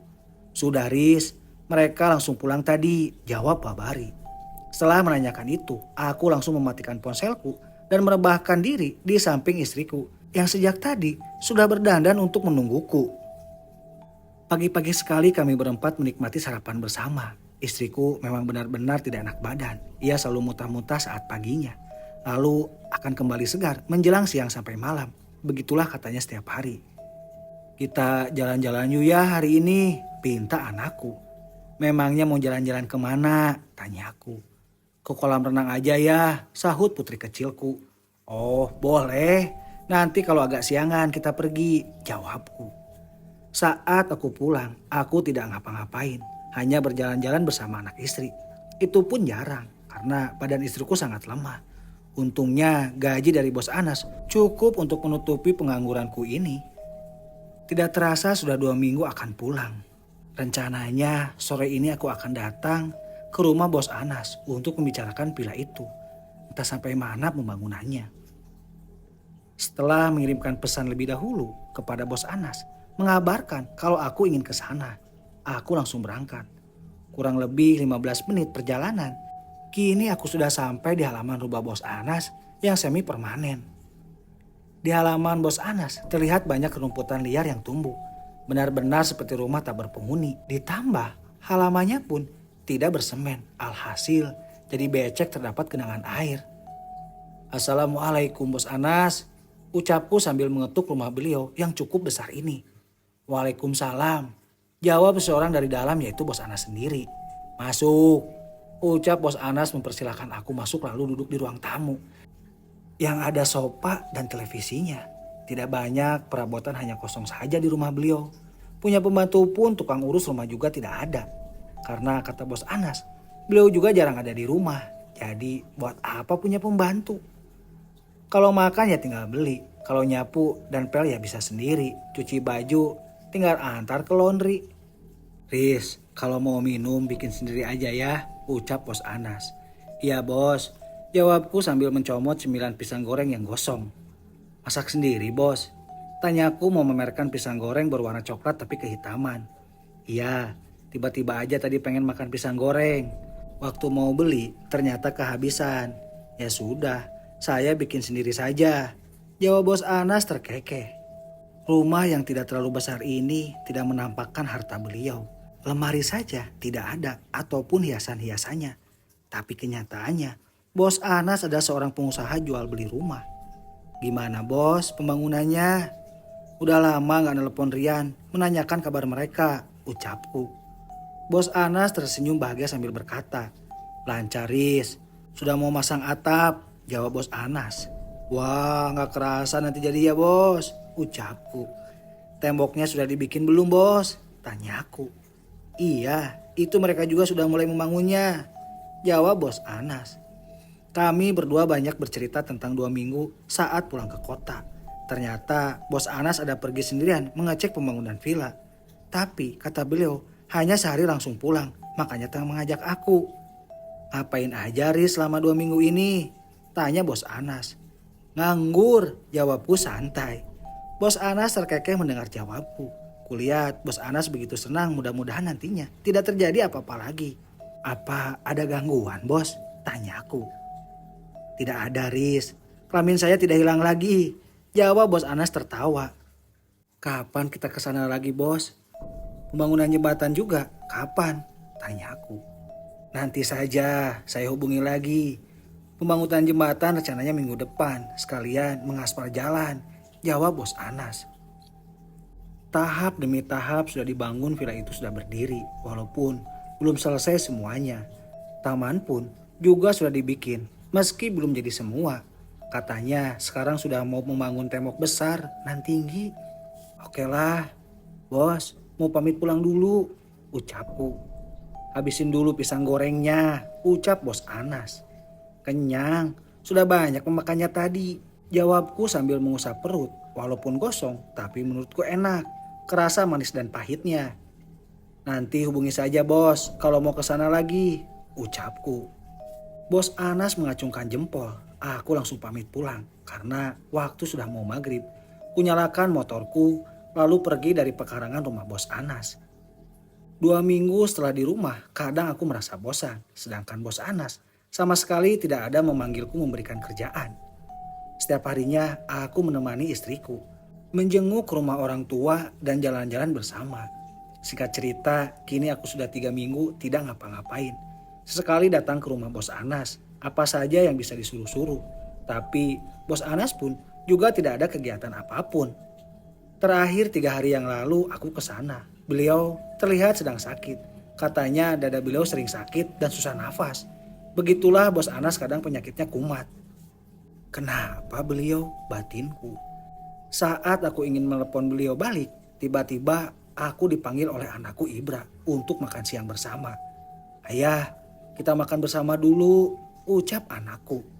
Niatku ingin menelepon Bos Anas, ku pending dahulu. Aku menuju dapur untuk makan bersama. Kuharap tidak ada masalah dengan Bos Anas. Rasanya aku makan tidak selahap biasanya. Perasaanku menjadi tidak enak. Apa yang terjadi sama Bos Anas ya? Sehabis makan siang, aku langsung sholat. Lalu duduk sebentar di depan televisi sambil menemani si gadis kecil memainkan boneka barunya. Teringat panggilan Bos Anas tadi, segera aku ke kamar untuk mengambil ponselku. Saat aku ingin menelepon Bos Anas, terlihat beberapa panggilan masuk kembali. Segeralah aku menekan panggilan atas nama Bos Anas itu. Terhubung. Halo Bos Anas, Assalamualaikum, ada apa? Tanyaku. Kamu langsung siap-siap, kita pergi ke desa Renjani sekarang ini juga, ucap Bos Anas tanpa menjawab salamku. Kenapa memangnya bos? Kok mendadak? Tanyaku bingung. Terdengar suara Bos Anas bergetar. Beliau begitu sangat panik, entah apa yang terjadi di sana. Tapi beliau memintaku untuk bersiap-siap. Ada tukang yang jatuh Riz, cepat siap-siap, ini saya sebentar lagi menuju ke rumahmu, titah Bos Anas. Oh siap bos, jawabku. Langsung kuakhiri panggilan telepon dan bersiap membawa barang yang diperlukan. Aku menemui istriku yang ada di dapur sedang beberes. Langsung meminta izin padanya. Saat aku ingin menemui anak-anakku untuk berpamitan, tidak lama mobil bos Anas sudah berada di depan rumah. Anak dan istriku melepaskanku di teras rumah. Setelah satu-satu sudah kuciumi sebelum meninggalkan mereka. Memangnya apa yang terjadi bos? Tanyaku. Ada tukang yang jatuh dari atas genteng Riz saat memasang genteng, jawab bos Anas. Lah kok bisa? Terus bagaimana keadaannya? Tanyaku. Katanya saat memprihatinkan. Terus saya dipinta ke sana karena untuk memudahkan berbicara kepada anggota keluarganya, jawab bos Anas. Maksudnya gimana bos? Terus tukang yang jatuh itu dibawa ke rumah sakit nggak? Tanyaku. Ya sudah, ada di rumah sakit kecamatan. Jawab bos Anas sangat fokus menyetir mobil. Sangat membutuhkan waktu cukup lama untuk sampai di kecamatan desa Renjani itu. Kemungkinan kami akan tiba di sana saat asar. Terus, keluarga korban sudah dihubungi belum bos? Tanyaku. Iya sudah, makanya saya ke sana. Karena tukang itu adalah tanggung jawab saya. Jawab bos Anas. Jatuh sendiri kan bos? Tanyaku. Iya katanya begitu. Nanti kita tanya para tim. Jawab bos Anas membawa laju mobil dengan kecepatan tinggi. Untungnya jalanan saat ini lenggang. Tidak banyak para pengendara lain. Tidak terasa di mobil yang penuh kepanikan kami sudah tiba di kecamatan tepat pukul 4:30 sore. Kami langsung menuju ke dalam rumah sakit. Dari pintu masuk terlihat Rian sudah menunggu di sana. Gimana? Tanya bos Anas. Meninggal dunia bos, jawab Rian. Terlihat di luar anggota keluarga korban sudah tiba juga. Mereka menangisi kepergian Pak Akbar dari tim tukang itu. Bos Anas sebagai bos besarnya bertanggung jawab atas biaya rumah sakit dan uang yang cukup besar diberikan beliau ke ahli waris. Setelah jenazah sudah dibawa pulang dan langsung dimakamkan, aku dan bos Anas lanjut menuju desa Renjani. Mobil yang dikendari Rian dan teman yang lainnya juga ikut beriringan dengan kami. 1 jam lebih menempuh perjalanan senja kami tiba di desa Renjani bertepatan maghrib. Seluruh pekerja diminta bos Anas berkumpul di rumah Pak Ruslan. Rasanya aku kangen dengan desa ini dan akhirnya aku kembali ke sini. Setelah sholat Isya, para pekerja berbondong-bondong mendatangi rumah Pak Ruslan. Saat semuanya sudah berkumpul, bos Anas membuka pembicaraan. Pembangunan villa kita hentikan, diri bos Anas. Semua pekerja dibuat terkejut atas penuturan bos Anas. Meskipun tidak terlalu tegas dan nyaring, tapi mampu membuat kami semua kaget. Sampai kapan bos? Tanyaku. Sampai nanti saya perintahkan kembali, jawab bos Anas. Entah apa yang dipikirkan oleh bos Anas, tiba-tiba saja beliau langsung memberhentikan pembangunan itu. Padahal sudah hampir rampung. Setelah bermacam-macam kejadian yang terjadi, akhirnya bos Anas mundur. Memang sejak 3 minggu yang lalu, beliau memang agak ragu. Tapi beliau kembali melanjutkannya. Hingga sampai akhirnya kembali terjadi korban yang terjatuh. Pengumuman dari bos Anas membuat wajah-wajah temanku sedikit kecewa. Padahal mereka sudah memikirkan tentang gaji yang tinggi. Karena ini adalah proyek besar. Tenang saja, saya akan memberikan gaji kalian sampai hari ini, ucap bos Anas. Semua anak buah beliau tertunduk lusuh. Siapa sangka mendadak dihentikan oleh bos Anas. Pak Yunus pun tidak bisa berkata-kata lagi. Para tukang pun akhirnya menerima keputusan bos Anas. Semua gaji mereka sudah kupegang di tanganku untuk diberikan ke mereka. Kalian besok boleh pulang, nanti ada waktunya. Saya mengabarkan kalau akan dilanjutkan, ucap bos Anas mengakhiri pembicaraan ini. Kami menanyakan kejadian awal, bisa terjatuh hingga membuat Pak Akbar meninggal dunia. Dari cerita yang kudengar, Pak Akbar memasang genteng, tapi katanya tidak sengaja kepeleset begitu. Sebelum sampai di rumah sakit, memang beliau sudah menghembuskan nafas. Tapi teman-temanku terus membawa beliau ke rumah sakit. Padahal Pak Akbar itu tidak terlalu tua, bahkan akan bisa jadi seumuran denganku saja. Tapi ya begitulah maut, tidak ada yang tahu tahunnya. Apa tembok tinggi sudah dibangun? Tanya bos Anas. Belum bos, karena beberapa hari ini kami sibuk hanya membuat taman, jawab Rian. Membuat taman yang dimaksud Rian ialah seperti membuat tempat duduk, meja dari semen. Membuat kolam kecil buat air mancur, serta menyemen halaman. Oh ya sudah, kalau begitu kalian boleh istirahat masing-masing, ucap bos Anas undur diri. Semua pekerja bubar, sedangkan bos Anas pergi ke dalam kamar. Aku sengaja untuk memilih mengobrol-ngobrol dengan Rian serta Anto. Karena hanya Rian yang tahu, ia setiap harinya selalu bekerja di lokasi lahan. Memang sejak awal sebenarnya pembangunan ini tidak sehat, Riz, ucap Anto. Apa yang kau tahu, Anto? Tanyaku. Aneh aja gitu. Sejak awal sudah terjadi macam-macam, jawab Anto. Aku dan Rian menatap wajah Anto. Berarti villa itu masih tidak ada tembok pembatas yang tinggi ya? Tanyaku sama Rian. Iya, Riz, masih berupa hutan kanan kirinya, jawab Rian. Kira-kira sampai kapan, Riz? Berhenti pembangunannya ini, tanya Anto. Aku pun menggelengkan kepala sambil berkata, tidak tahu, Tok. Kalau bisa jangan terlalu lama, Riz. Karena vilanya itu berada di tengah hutan. Serem aja gitu kalau terbengkalai dengan waktu yang lama, ucap Rian terkekeh. Malam ini teman-temanku bersiap untuk besok akan dipulangkan. Bos Anas pun tidak ada berkata-kata lagi. Beliau hanya mengurung diri dalam kamar. Malam ini aku duduk bersama Rian dan Anto di pelataran menikmati indahnya malam dan rembulan yang tergantung sempurna. Pak Ruslan sejak tadi tidak ada berkata apapun. Beliau hanya ikut mendengarkan saja. Tak berani memberi saran kepada Bos Anas. Sebenarnya aku sangat kasihan pada teman-temanku karena mereka dipulangkan sebelum waktunya. Pekerjaan yang dijanjikan dengan gaji besar hangus tiba-tiba. Tentu saja banyak yang kecewa. Bos Anas hanya tinggal berkata apa saja karena beliau adalah pemimpinnya. Ku tahu para tukang dan teman-temanku ini kalau sudah dipulangkan besok hari pasti mereka akan menganggur kecuali ada tawaran pekerjaan dari bos lain.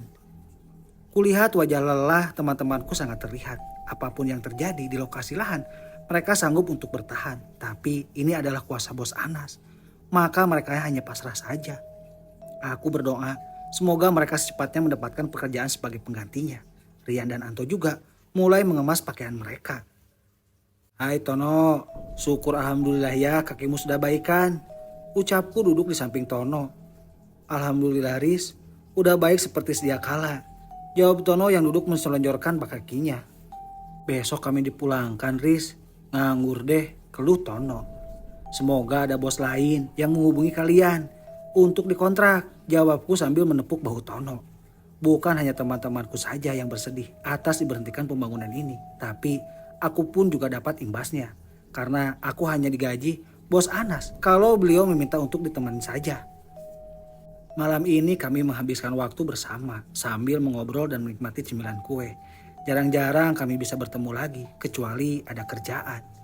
Malam ini aku membagikan uang gaji mereka sama rata di dalam amplop. Sedangkan para tukang yang lain gaji mereka dikasih sama Pak Yunus sebagai pimpinan untuk membagikan amplop ke masing-masing pekerja. Alhamdulillah, terima kasih ya Riz, ucap teman-temanku bersamaan dengan senyuman manis yang mengembang. Tentu saja mereka senang karena ini adalah menerima uang yang cukup banyak meskipun pekerjaan mereka tidak selesai. Masing-masing amplop juga diberikan oleh bos Anas bonus yang cukup untuk mereka. Makanya mereka sangat semeringah saat menghitung uang persis di hadapanku. Iya, sama-sama. Ditabung saja uangnya buat mahar. Ucapku tertawa bersamaan dengan mereka yang masing-masing menyenggol bahu yang lainnya. Bonus yang diberikan bos Anas itu adalah insentifku. Tentu saja atas permintaan teman-temanku waktu lalu yang saat kehilangan bos Anas. Dan mereka ikut mencari bos Anas ke dalam hutan. Alhamdulillah bonusnya banyak. Ucap Ulis menghitungnya beberapa kali. Jangan lupa kasih juga ke orang tua walaupun sedikit. Tapi sangat senang beliau menerimanya, ucapku. Siap Riz, jawab mereka bersamaan. Gimana Riz, liburan 3 minggu kemarin? Tidak menjenguk kami sama sekali nih, ucap Tono. Di rumah saja sama anak istri. Sebenarnya pengen kesini, tapi tidak diajak oleh bos Anas, jawabku. Oh, berarti nganggur juga ya Riz kemarin itu, tanya Rian. Iya, soalnya tidak ada panggilan dari bos Anas dan baru siang tadi beliau memanggilku sekalian mengabarkan kabar buruk ini, jelasku. Sesekali kami bersanda gurau, teman-temanku sangat menikmati kebersamaan ini. Kuharap kami akan dipertemukan lagi suatu hari nanti. Ya sudah, aku mau tidur. Udah hampir jam 11 malam nih, ucapku sambil meninggalkan teman-temanku yang masih duduk santai di pelataran. Ku buka kamar bos Anas ternyata belum tidur. Kulihat beliau asik memainkan gawainya yang jadul itu. Kirain bos Anas sudah tidur, ucapku sambil merebahkan badan di bawah. Gimana saya bisa tidur? Kalian semua di luar berisik. Nyaring-nyaring banget ngobrolnya, jawab bos Anas kesal. Oh maaf bos, ya sudah saya tegur mereka dulu. Ucapku kembali beranjak di tempat tidur menuju teman-temanku Duduk bergumulan ngobrol-ngobrol sampai tertawa. "Shh, Bos Anas mau tidur. Pelan-pelan ngobrolnya," tegurku. Saat aku selesai menegur mereka, aku kembali ke kamar. Tidak lama ada suara mereka saling berteriak sepertinya lagi kaget bahkan menutup itu dengan keras. Hingga membuat Bos Anas menghela napas akibat tidak bisa tertidur. Aku nyengir saja melihat Bos Anas yang sepertinya gelisah dan kembali mendatangi teman-temanku. "Apaan sih? Nih, Bos Anas mau tidur." Malah pada teriak, ucapku menatap mereka. "Maaf Riz, tadi saat kami mengobrol dikejutkan dengan seseorang yang lewat depan rumah. Makanya kami semua kaget dan langsung masuk rumah," jelas Rian. "Mungkin orang lewat, sebaiknya pada tidur dulu aja Gih." Ucapku kembali masuk ke dalam kamar sembari menutup pintu yang tidak bisa ditutup rapat ini. Kami semua langsung tidur, malam ini sangat senyap. Bos Anas sudah tidur pulas, terdengar dengkuran keras dari beliau hingga membuatku tak karuan untuk tidur karena berisik. Selesai sholat subuh berjamaah di masjid, aku langsung pulang bersama dengan Pak Ruslan. Terlihat teman-temanku sudah pada bangun lebih cepat dari biasanya. Ada rasa sedih sebenarnya untuk berpisah bersama mereka, tapi aku yakin kami akan dipertemukan lagi dalam proyek yang sama. Tercium dari dapur aroma masakan yang sangat menggugah selera. Perutku mulai lapar, padahal ini belum waktunya jam sarapan. Anak dan mantu Pak Ruslan lebih cepat hari ini memasak dari hari sebelumnya, karena hari ini kami akan pulang lebih cepat. Jam 6 pagi sebelum sarapan, kita ke lokasi lahan dulu sebentar untuk mengecek, ucap Bos Anas. "Sama siapa aja bos?" tanyaku. "Kita semua, hanya mengecek sebentar Riz. Mau lihat TKP Pak Akbar kemarin," jelas Bos Anas. Pukul 6 tepat kami semua bersama-sama ke lokasi lahan sebelum meninggalkan dalam waktu yang tidak ditentukan. Melewati jembatan yang sudah dibangun memang lebih cepat sampainya menuju pembangunan. Jalanan yang dilalui pun juga sudah bersih. Sepanjang jalan juga sudah diberi bebatuan, tinggal siap diaspal saja. Sesampainya di tempat tujuan pembangunan, villa yang terbilang besar ini sudah berdiri kokoh dengan seluk-beluk ruangannya sudah jadi. Atapnya pun juga sudah dipasang. Kalau lantainya masih berupa semen kasar. Posisi taman pun juga sudah dibikin. Terdapat 2 depan villa ukiran-ukirannya sudah dikerjakan. Kolam buat air mancur pun juga sudah selesai yang terdapat kanan kiri di pojokan. Di depan villa terdapat tumpukan pasir, bebatuan dan ada 3 bantal semen yang masih utuh. Aku, Bos Anas, Rian dan Anto masuk ke dalam villa mengecek ke dalam melihat ruangannya sudah dipetak-petak. Sedangkan teman-temanku di luar merapikan pasir dan bebatuan di luar. Aku memperhatikan villa ini dengan teliti di ruangannya, padahal sebentar lagi akan selesai. Sangat disayangkan kalau berhenti tiba-tiba gini. "Bos, semen yang masih utuh ini dibawa pulang tidak?" tanya Ulis. "Tidak usah, taruh ke dalam villa lalu ditutup saja," jawab Bos Anas. Setelah itu, kami berempat langsung keluar dari villa itu dan melihat TKP di mana jatuhnya Pak Akbar kemarin. Kemarin beliau jatuh persis di sana, tapi hanya meringis kesakitan, tidak pingsan. Hingga akhirnya beliau menghembuskan napas terakhir saat di jalan. Jelas Rian menunjuk ke arah tempat di mana pohon angker itu hidup dengan subur. "Oh gitu, ya sudah kita langsung pulang saja," tita Bos Anas. Villa ini sudah jadi, tapi belum ada pintunya. Jadi dibiarkan terbuka begitu saja. Suasana di sini masih seperti biasanya, tidak terlalu panas cuacanya. Dan ada hawa dingin yang menjalarinya. Kami semua pulang bersamaan dari tempat pembangunan. Alat-alat juga sudah dibawa para tukang kemarin. Aku dan Anto berjalan di paling belakang berduaan. Saat sudah agak lumayan jauh, kami berdua menoleh ke belakang, melihat villa itu dari kejauhan. Nampak jelas, segerombolan orang-orang nampak tersenyum puas. Di antara gerombolan itu, kulihat bapak-bapak bertubuh kedil itu juga ikut berdiri di sana. Baru beberapa menit saat kami berjalan pulang dan kembali menengoknya ke belakang, kurasakan tiba-tiba villa itu sudah berubah menjadi angker. Soal apa yang kami lihat barusan di villa tadi, aku lupakan dahulu. Kulihat para tukang sudah naik ke mobil pick up untuk pulang. Sebagian naik mobil pick up, sebagian naik mobil Avanza. Terlihat Pak Yunus juga sudah siap dan izin berangkat lebih dulu. Bos Anas saling berjabat tangan dengan Pak Yunus. Saat melepaskan kepergian para tukang, kami sarapan lebih dulu untuk terakhir kalinya di rumah Pak Ruslan. Wajah beliau nampak sedih saat melihat kami makan bersama dengan lahapnya. "Ya, kalau kalian pulang menjadi sepi rumah ini," ucap Pak Ruslan. "Nanti kapan-kapan kami kesini lagi, Pak. Pembangunan vilanya hanya diberhentikan sementara," jawabku tersenyum. Selesai makan pagi, kami langsung pamitan kepada Pak Ruslan. Kami masing-masing bersalaman. Dengan Pak Ruslan yang sangat baik menjamu kami semua. "Ya sudah, saya pamit pulang ya," ucap Bos Anas. "Iya, kalian semua hati-hati di jalan," jawab Pak Ruslan dengan mata berkaca-kaca. Kami semua naik mobil yang sudah disediakan. Bos Anas kembali bersalaman dan memeluk Pak Ruslan yang berdiri melepaskan kami. "Kami berangkat ya Pak. Assalamualaikum," ucapku sambil melambaikan tangan. "Waalaikumsalam nak, hati-hati di jalan," sahut Pak Ruslan. Mobil yang dikendari Bos Anas melaju dengan kecepatan sedang. Di belakang mobil kami ada beberapa buah mobil rombongan para teman-temanku yang saling beriringan. Kami sempat berhenti untuk berfoto bersama di kebun kacang milik warga dengan latar belakang pegunungan yang hijau. 1 jam menempuh perjalanan kami tiba di kecamatan. Kami semua kembali berhenti untuk membeli oleh-oleh lagi. Semua teman-temanku turun dan menuju pusat perbelanjaan dari kerupuk dan pakaian mereka beli untuk orang tua.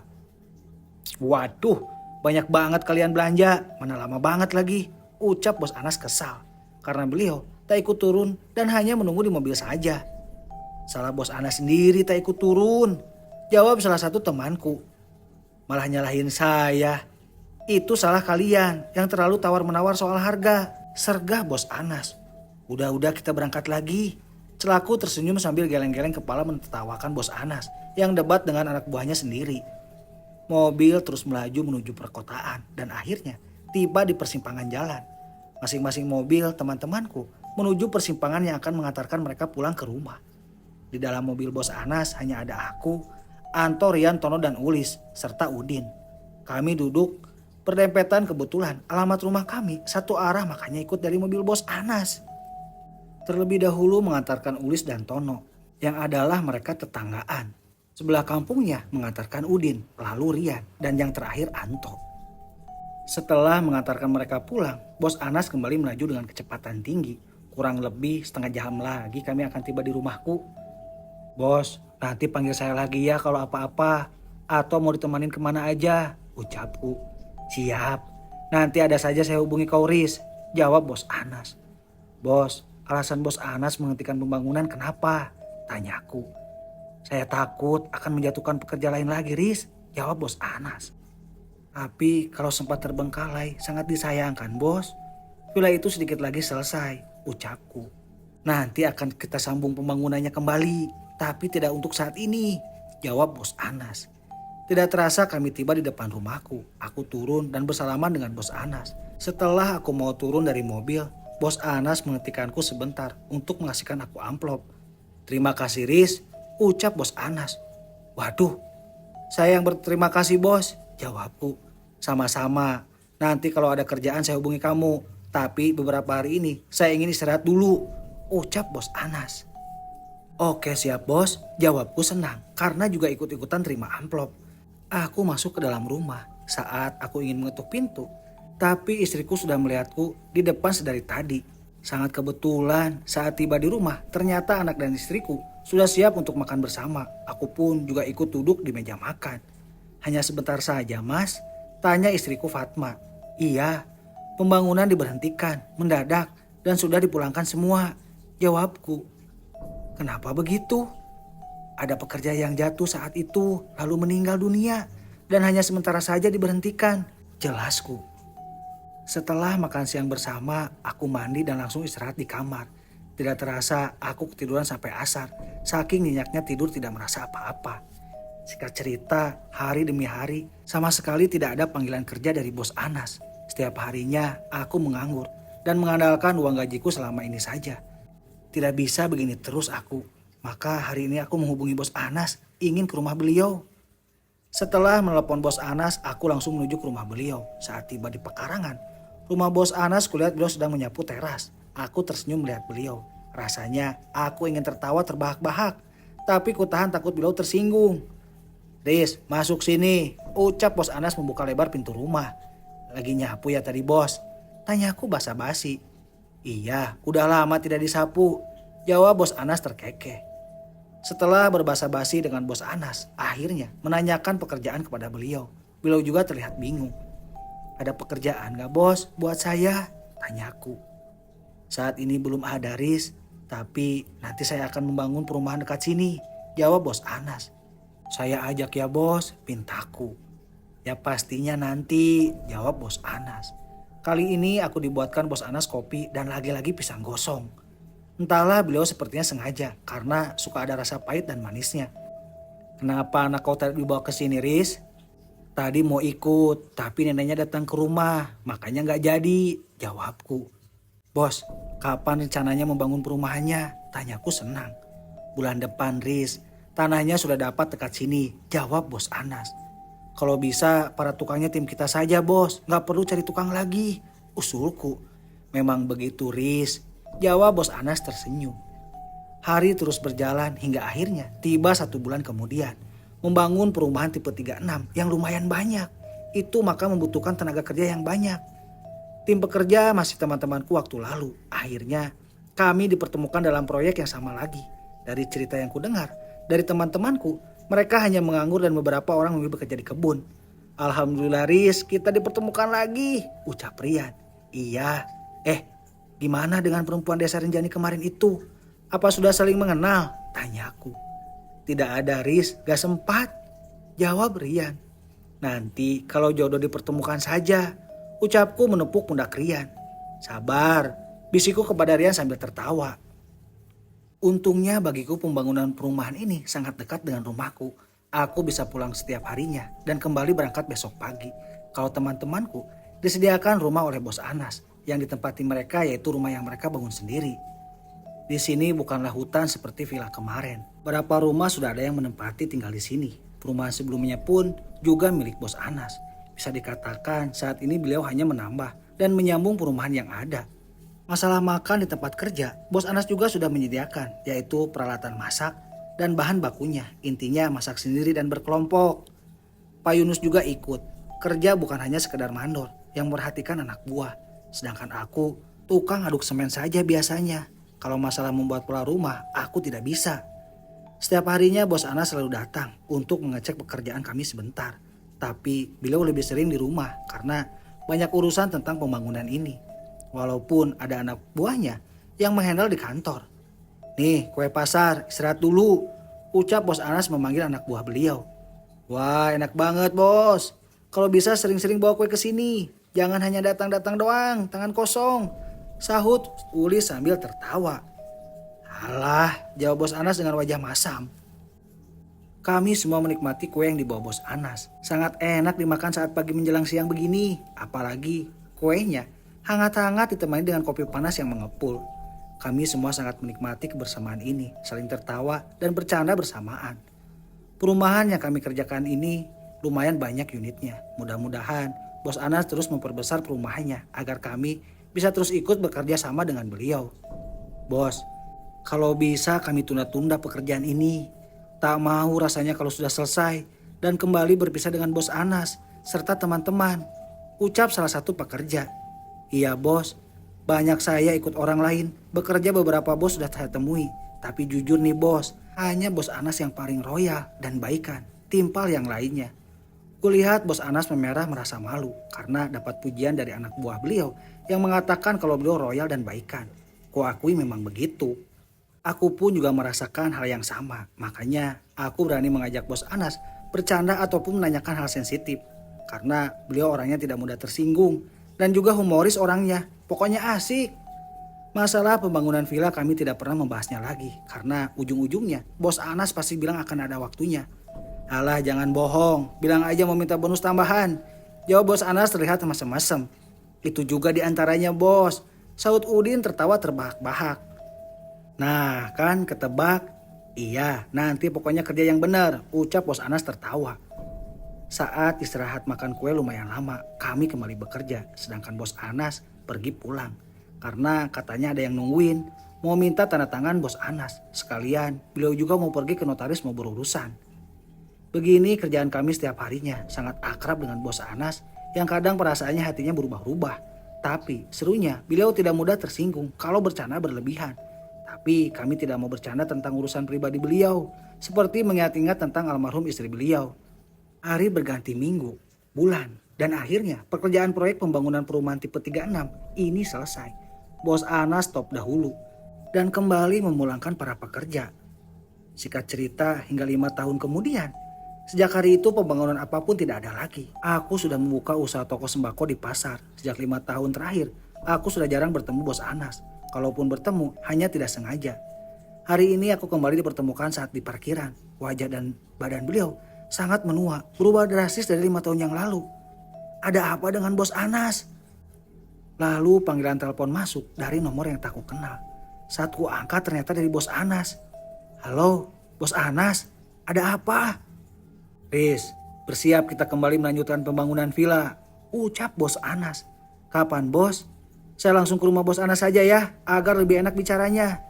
Setelah panggilan berakhir aku langsung menuju ke rumah Bos Anas. Jujur saja aku sangat terkejut atas penuturan Bos Anas. Setelah 5 tahun, beliau kembali ingin melanjutkan pembangunan itu. Bisa kupastikan villa itu terbengkalai saat angker.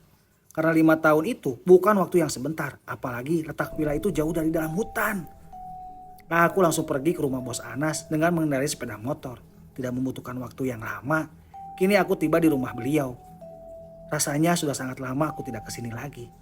Rumah Bos Anas seperti biasanya, kotor dan tak terawat. Sebelum aku mengetuk pintu, tiba-tiba pintu sudah terbuka lebar. Berdiri sosok Bos Anas yang sudah menua, badan beliau terlihat lebih kurusan. Assalamualaikum bos, ucapku sambil memegang tangan Bos Anas. Waalaikumsalam, masuk. Aku duduk di tempat biasa, di sofa depan televisi, dan barang-barang di rumah Bos Anas tidak ada yang berubah sejak terakhir kali aku kesini. Dan masih sama seperti dulu yang kosong. Gimana kabar Riz? Alhamdulillah baik bos. Kabar Bos Anas gimana? Tanyaku balik. Ya beginilah keadaan saya. Setiap harinya masih dalam kesendirian. Jawab Bos Anas terkekeh. Bos Anas masih membangun perumahan? Tanyaku. Karena sejak 5 tahun yang lalu, beliau tidak ada menghubungiku lagi untuk menyuruh atau menemani beliau kemana-mana. Entah bagaimana 5 tahun terakhir ini beliau lalui. Tidak lagi, saya buka usaha, jawab Bos Anas. Terus bagaimana tentang pembangunan villa yang dimaksud oleh Bos Anas tadi? Iya, rencananya saya akan meneruskan pembangunan itu. Kamu temani saya lagi ya Riz. Nanti akan saya hubungi teman-teman yang lain untuk membantu dalam proses pembangunannya, jawab Bos Anas. Nanti kita cek ke sana Riz. Apa kamu bisa? Tanya Bos Anas. Insya Allah bisa. Tapi kapan? Jawabku. Besok hari bagaimana? Bisa, jawabku. Kami mengobrol-ngobrol banyak. Aku lebih menanyakan tentang Bos Anas. Kemana saja beliau 5 tahun terakhir ini. Beliau hanya menjawab singkat dan cuek. Saya kira Bos Anas sudah menikah kembali.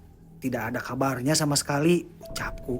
Kemarin sempat dekat sama perempuan. Tapi batal, jawab Bos Anas terkekeh. Kami berdua tertawa bersama. Aku terus-terusan tertawa mendengar cerita Bos Anas yang ditolak oleh seorang perempuan. Lebih tepatnya, seorang gadis perawan ting-ting. Saran saya jangan terlalu muda, apalagi yang gadis. Bos, ingat diri bos, kan tua banget, ucapku. Walaupun saya tua, tapi tenaga saya seperti kuda, kuat, jawab Bos Anas. Setelah lumayan lama berbincang, aku langsung pamit pulang. Aku tahu istriku sudah menunggu di rumah. Setelah pamitan dengan Bos Anas dan sudah janji kalau besok kami akan kembali berangkat ke desa Renjani, desa yang kami tinggalkan 5 tahun yang lalu. Sampainya di rumah, anak bungsuku perempuan menyambutku dengan pelukan. Anak ketiga alhamdulillah perempuan lagi yang sangat cantik. Aku mengutarakan maksudku dan meminta izin pada istriku kalau besok aku ikut bersama Bos Anas mengecek pembangunan kami. Iya, silakan aja pergi mas, jawab istriku lembut. Rencananya aku juga mengikut sertakan Anto dan Rian, dan besok kami berangkat berempat lebih dulu. Setelah menghubungi mereka berdua, akhirnya mereka pun setuju. Singkat cerita, besok harinya sekitar pukul 9 pagi, Bos Anas menjemputku, lalu Rian dan Anto. Saat bertemu dengan Anto, aku memeluk Anto yang kini sudah menikah. Sedangkan Rian masih betah aja bujangan. Waduh, alhamdulillah. Akhirnya bisa bertemu lagi sama Bos Anas dan Haris lagi, ucap Rian senang. Iya, sudah lama sekali tidak pernah bertemu lagi, sejak proyek perumahan 5 tahun yang lalu, sahut Anto. Tok, sejak kapan kau menikah? Kenapa gak ngundang? Tanyaku. Anto tertawa kecil sambil berkata, 6 bulan yang lalu Riz, maaf tidak mengundang, karena hanya acara kecil-kecilan, jawab Anto. Jalan kali ini sangat menyenangkan. Ternyata teman-temanku sudah banyak perubahan dan mereka juga sebagian sudah menikah. Begitu yang kudengar dari cerita Anto. Membutuhkan waktu berjam-jam, kini kami sudah tiba di kecamatan. Tinggal 1 jam lagi kami akan tiba di tempat tujuan. Saat memasuki pegunungan, ini masih terlihat seperti waktu lalu. Di sepanjang jalannya terdapat kebun-kebun para warga. Jalannya mulus dan sepi, tak banyak orang berpapasan saat di jalan. Sebelumnya, Bos Anas juga sudah menghubungi Pak Ruslan. Beliau sangat senang menunggu kedatangan kami. Saat tiba di rumah Pak Ruslan, terlihat beliau menunggu kami di teras rumah. Bos Anas langsung menghampiri Pak Ruslan yang sudah renta. Rambut beliau sudah sangat memutih, bahkan hanya beberapa rambut hitam. Bos Anas berjabat tangan dan memeluk Pak Ruslan. Aku dan 2 temanku pun juga menuruti Bos Anas saat bertemu Pak Ruslan. Beliau sampai terharu saat melihat kami datang. Alhamdulillah kita masih diberikan umur yang panjang, bisa bertemu lagi, ucap Pak Ruslan. Iya Pak, Alhamdulillah. Bapak ingat sama saya kan? Tanyaku. Tentu saja ingat Haris, jawab beliau tertawa. Bos Anas menjelaskan maksud kedatangan kami ke sini dari awal hingga akhir, bahwa kami akan melanjutkan pembangunan itu. Pak Ruslan tampak setuju-setuju aja, karena itu adalah hak milik Bos Anas sendiri. Setelah sholat asar dan mendapatkan jamuan dari Pak Ruslan, kami langsung menuju lokasi yang sudah lama tidak kami kunjungi. Apa Pak Ruslan pernah menjenguk villa kami? Tanya Bos Anas. Tidak pernah, karena saya susah untuk jalan jauh, tidak tahan, jawab Pak Ruslan. Selesai mengobrol kami izin pamit menuju villa itu. Aku saat ini membayangkan bahwa villa itu benar-benar angker. Kami menuju villa itu membawa parang masing-masing untuk menebas jalan. Terlebih dahulu kami mengecek jembatan yang masih terbentang ke arah hutan. Sepertinya masih bisa bos untuk dilalui, ucapku berjalan lebih dulu. Setelah dirasa sudah aman, kami langsung menyeberang. Kami tidak melalui jembatan punya orang dan memutar jauh. Untungnya pembangunan jembatan yang dipimpin oleh Pak Bari benar-benar kuat. Jalan menuju villa sudah dipenuhi semak-semak. Rian dan Anto berjalan lebih dulu, menebas membuka jalan. Kurasa memang tidak ada orang yang lewat jalan sini. Lumayan jauh kami berjalan dengan capek karena membuka jalan yang dipenuhi semak belukar yang tajam. Kini dari kejauhan atap villa sudah kelihatan. Masih berdiri kokoh di atas permukaan dataran tinggi dengan villa yang cukup terbilang besar. Itu bos, sudah kelihatan villanya, tunjuk Rian. Oh iya, sedikit lagi sampai, sahutku. Kami terus berjalan sedikit demi sedikit, akhirnya sampai. Bangunan villa yang terbengkalai itu sudah tertutup oleh rembunan semak-semak. Di atas atap ada dindingnya pun terdapat akar yang merambat keseluruhan.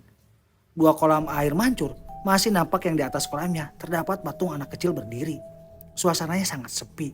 Aku bergidik ngeri melihat yang sekitar masih hutan belantara. 2 pohon yang dulunya hendak ditebang masih berdiri kokoh dengan akar menjutai tak lepas dari tadi dari pandanganku.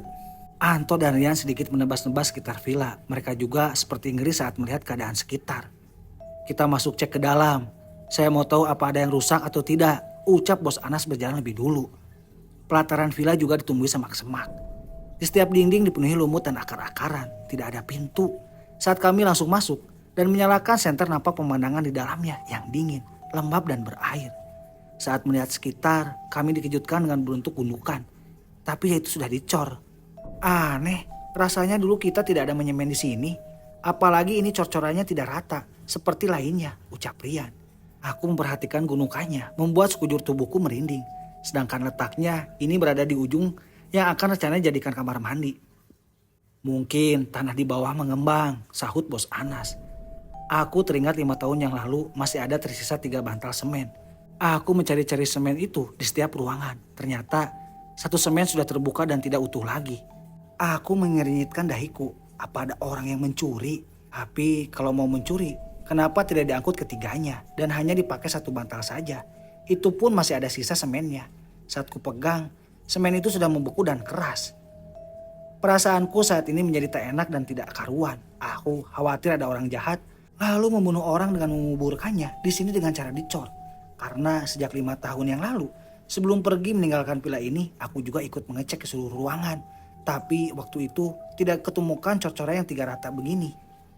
Riz, ngapain berdiri di sana? Kita pulang lagi, ucap Bos Anas. Saat ingin ku keluar tiba-tiba, tidak sengaja aku melihat ada seseorang yang berdiri tepat di ruangan yang janggal itu atau ruangan yang ada gundukannya itu. Astagfirullah, gumamku sambil berjalan cepat menuju Bos Anas dan temanku. Kami langsung pulang saat setelah memeriksa keseluruhan. Untungnya tidak ada yang kerasukan. Hanya saja ada mendapatkan kejanggalan tadi saja. Singkat cerita, aku tidak menceritakan apa yang kulihat waktu itu. Aku menjauhkan pikiran burukku, walaupun aku merasa benar-benar sangat aneh. Pembangunan itu memang benar-benar terjadi. Kami dipertemukan kembali sejak 5 tahun terakhir tidak bertemu. Teman-temanku terlihat sangat senang. Akhirnya mereka kembali dipanggil bekerja. 1 bulan pembangunan dan renovasi akhirnya sudah hampir rampung. Tembok besar mengelilingi villa juga sudah dibangun. Halaman yang luas dipenuhi bunga-bunga dan pohon-pohon hias juga sudah ditanam. Tidak membutuhkan waktu lama dalam pembangunannya. Villa yang diberi nama Villa Hijau itu sudah dibuka bertepatan akhir tahun.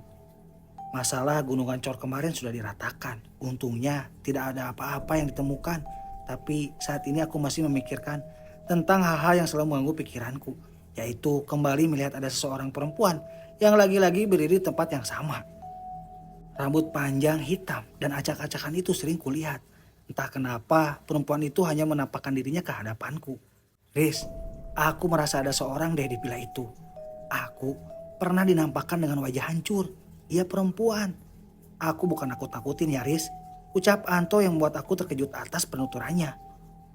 Oke, sahabat Gilang Malam sudah sampai di ending ya. Sikat.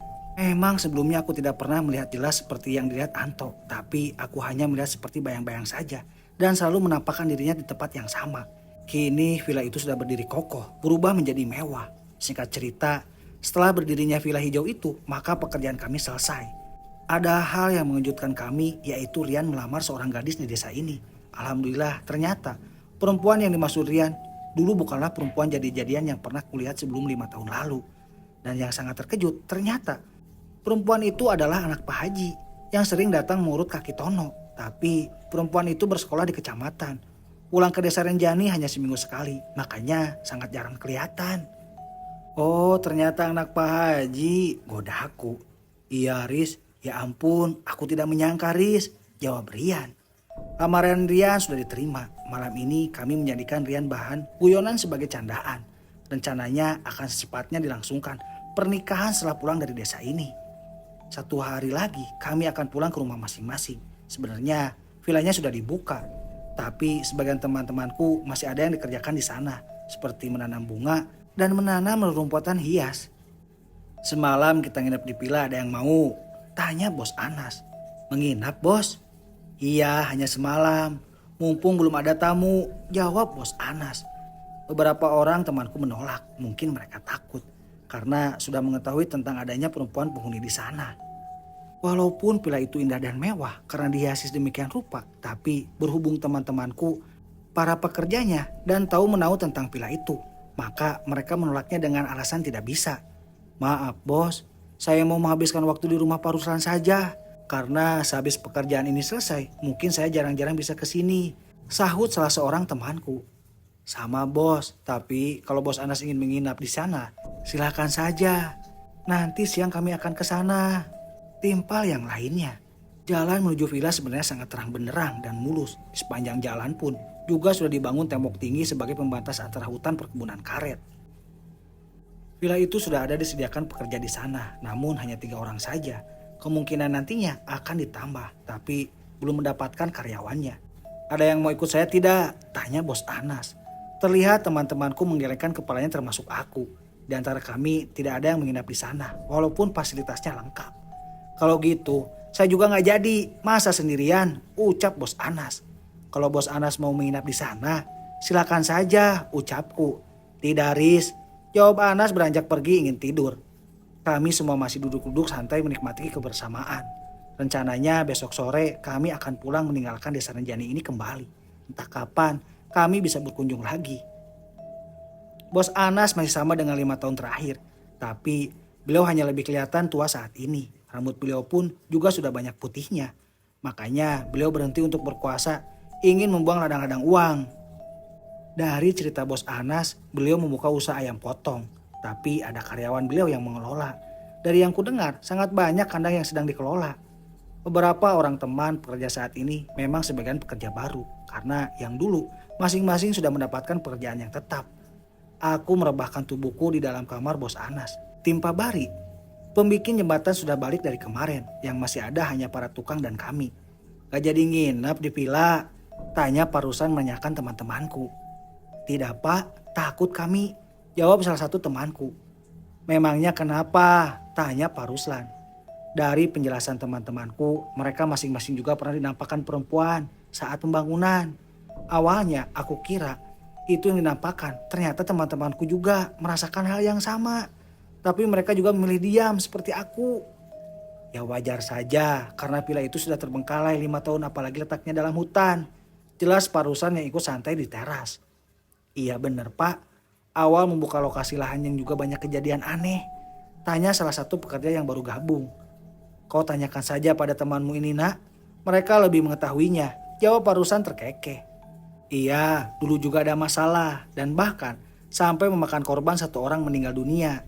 Jatuh saat memasang atap. Maka dari itu pembangunnya dihentikan sementara. Jelas temanku. Oh begitu. Seram juga ya, ada yang sempat meninggal dunia, sahutnya. Di luar teman-temanku sangat husu menjelaskan dari awal sampai akhir. Bermacam-macam kejadian yang dialami dan dijelaskan. Ulis dan Tono sangat antusias menjelaskan sampai yang lain tidak bisa menyahut lagi. Aku mendengarkan dari dalam sambil memejamkan mata untuk tidur. Namun saat mau tidur, aku merasa ada bayangan perempuan itu dalam kamar ini. Kuharap ini adalah mimpi saja. Tak mungkin perempuan itu mengikuti sampai rumah Pak Ruslan. Besoknya kami bersiap-siap pulang. Rencananya sore akan berangkat. Kami terlebih dahulu sebelum meninggalkan desa ini kembali ke villa untuk berfoto bersama. Kali ini kami tidak perlu jauh-jauh jalan kaki lagi karena sudah bisa memakai mobil masuk. Setelah berfoto-foto bersama di depan villa, kami semua masuk ke dalam. Pohon angker yang ada penunggunya itu masih ada di ujung. Tapi syukurnya kami tidak berurusan lagi dengan mereka. Entahlah kalau nanti villa ini kami tinggalkan, bisa saja mereka main-main ke dalam sini. Liburan akhir tahun memang banyak orang yang berlibur ke sini. Tapi promosi villa kami belum banyak diketahui orang. Padahal sudah dibuka. Tapi masih kosong dari pengunjung yang mau menginap. Aku melihat luar villa yang bersih. Dan ada beberapa daun kering yang jatuh. Karena kiri villa terdapat air mancur yang memperindah villa ini. Tapi yang membuat sedikit takut itu adalah di tengah-tengah. Dalam kolam air mancur terdapat patung anak kecil berputar-putar memegang gentong air yang airnya keluar dari sana. Ngeri sebenarnya melihatnya, bukannya indah menurutku. Riz, ngapain berdiri di sini? Tanya Anto mengagetkanku. Hanya memperhatikan sekitar toh, jawabku. Kita bersiap ke rumah Pak Ruslan lagi. Kata bos Anas, jam 4 sore kita berangkat. Ucap Anto menepuk bahuku. Kulirik jam di pergelang tanganku sudah menunjukkan pukul setengah 12 siang. Sebentar lagi masuk azan zuhur. Maka kami bersiap izin pamit kepada para pekerja yang menjaga villa ini. Saat sampai di rumah Pak Ruslan, kami langsung dijamu makan siang dan tidak lama azan terdengar. Singkat cerita, pukul 4 sore kami memasuki mobil masing-masing yang akan mengantarkan pulang. Kami berpamitan dengan Pak Ruslan dan yang lainnya. Rian tampak senang karena sehabis pulang ini maka acara pernikahan akan dipercepat. Assalamualaikum Pak, kami pamit pulang, ucapku. Waalaikumsalam. Nanti kalau berlibur ke sini, jangan sungkan untuk mampir ke rumah Bapak ya nak, ucap Pak Ruslan kepada kami semua. Mobil kami melesat cepat meninggalkan pekarangan rumah Pak Ruslan. 1 jam perjalanan tiba di kecamatan. Dan butuh waktu berjam-jam lagi sampai di rumah. Kali ini yang menyetir bukan bos Anas lagi, tapi Anto. Bos Anas kelelahan sedangkan Rian dilarang untuk membawa mobil yang katanya bahaya untuk calon pengantin. Sebelum pukul 10 malam, aku tiba di rumah. Bos Anas memilih menginap di rumahku karena kata beliau lagi tak enak badan. Mari bos masuk, ucapku. Istriku mempersiapkan kamar tamu untuk bos Anas. Ketiga anakku sudah tertidur saat aku datang. Sedangkan istriku sengaja menunggu aku datang. Silakan istirahat bos, bawa tidur saja lagi, ucapku. Ya terima kasih Haris, jawab bos Anas. Untungnya aku mempunyai kamar tamu. Kalau tidak, bisa saja bos Anas tidur di lesehan di depan televisi. Besok paginya bos Anas pamit pulang sesudah selesai sarapan. Padahal tidak masalah bagiku kalau beliau ingin tinggal di sini. Aku kasihan melihat beliau tinggal seorang diri di rumah. Tidak usah iba sama saya banyak punya uang, ucap bos Anas tertawa. Bukan begitu bos, jawabku. Bos Anas tertawa terbahak-bahak. Sebenarnya ini bukanlah masalah uang, tapi hanya kasihan kalau bos Anas seorang diri di rumah, berteman dengan kamar-kamar kosong dan sepi. Ya sudah, saya pamit pulang, ucap bos Anas. Anak-anak berlarian ingin bersalaman dengan bos Anas. Karena setelah bersalaman, Masing-masing mereka diberikan oleh Bos Anas uang. "Terima kasih Bos Anas," ucap mereka bahagia lalu kembali berlarian. Aku dan istriku hanya melihatnya nyengir saja. Sedangkan Bos Anas terkekeh melihatnya. Begitulah anak-anakku. Udah langganan kalau Bos Anas bertamu ke rumah. Hari ini aku ditelepon oleh resepsionis di villa. Ia memberitahu kalau pertama kali ada orang yang menginap di villa hijau kami. Dari cerita yang kudengar, sepasang kekasih muda yang menginap di sana untuk liburan. Entah apa yang akan terjadi kepada mereka. Karena sebelumnya tidak pernah kedatangan orang yang menginap. Kuharap mereka baik-baik saja dan tidak diganggu. Seiringnya waktu, Rian akhirnya menikah dengan anak Pak Haji. Kami berangkat membawa masing-masing keluarga. Anak istriku ikut serta sekalian ingin liburan. Pergi ke desa Renjani pagi dan pulang hari itu juga. Bos Anas juga ikut datang dengan acara pernikahan Rian. Beliau satu mobil denganku. Dengar-dengar dari warga di sini, mereka mengetahui kalau villa kami itu berhantu. Berita itu sudah tersebar karena sepasang kekasih yang waktu lalu menginap itu berhadapan langsung dengan hantunya. Dari bisik-bisik warga yang kudengar, mereka berdua melihat sosok perempuan dengan wajah yang hancur, menangis terseduh-seduh sambil meminta tolong untuk mayatnya ditemukan. Dari situ, villa kami tidak laku-laku karena beritanya sudah beredar di mana-mana. Setelah itu, sepasang kekasih itu memberitahu kalau di situ ruangannya minta dibongkar. Saat dibongkar, kami semua terkejut ditemukan kerangka manusia. Satu desa geger. Awalnya tersangka ditujukan kepada kami semua, tapi kami benar-benar tidak tahu menahu karena sempat terbengkalai 5 tahun lamanya. Kini villa itu tidak ada pengunjungnya sama sekali. Orang-orang tidak ada yang berani menginap di sana dan Bos Anas kembali menutupnya dalam jangka waktu yang tidak ditentukan. Alhamdulillah sahabat Jelang Malam, akhirnya cerita kisah Haris dan Bos Anas akibat menggusur perkampungan gaib sudah selesai di part ke-7. Nah ini bocorannya ya, seharusnya saya bikin 10 part tapi ini bonus awal tahun alias bonus tahun baru ya. Jadi sahabat Jelang Malam, kisah Haris dan Bos Anas beserta teman-temannya bahkan Pak Ruslan, Pak Haji semuanya sudah selesai di part ke-7. Saya ucapkan terima kasih, banyak-banyak terima kasih buat sahabat Jelang Malam yang sudah menonton setia dari part 1 sampai part terakhir yaitu part ke-7. Tidak lupa, saya juga bersyukur alhamdulillah ketika saya membawakan ini saya sehat-sehat alias sehat walafiat. Dan juga saya mengucapkan kepada penulis cerita ini yang namanya Tina Astuti. Terima kasih ya Kak telah mengizinkan saya, sahabat Jelang Malam dan yang lainnya mendengarkan alias menikmati cerita yang ditulis oleh Katina Astuti. Baik sahabat Jelang Malam, sekali lagi buat sahabat Jelang Malam yang belum subscribe jangan lupa di subscribe karena setelah ini masih banyak cerita-cerita yang akan Jelang Malam update. Oke, sekali lagi juga saya mengucapkan mohon maaf apabila ada kata-kata yang salah, ada intonasi yang tidak mengenakan, mohon dimaklum. Kami akan memperbaikinya dari hari ke hari bahkan minggu ke minggu atau bulan ke bulan supaya bisa memberikan sesuatu yang memang benar-benar bisa dibilang bagus lah ya atau bisa dibilang nyaman buat para sahabat Jelang Malam. Sekian dari saya. Wassalamualaikum warahmatullahi wabarakatuh.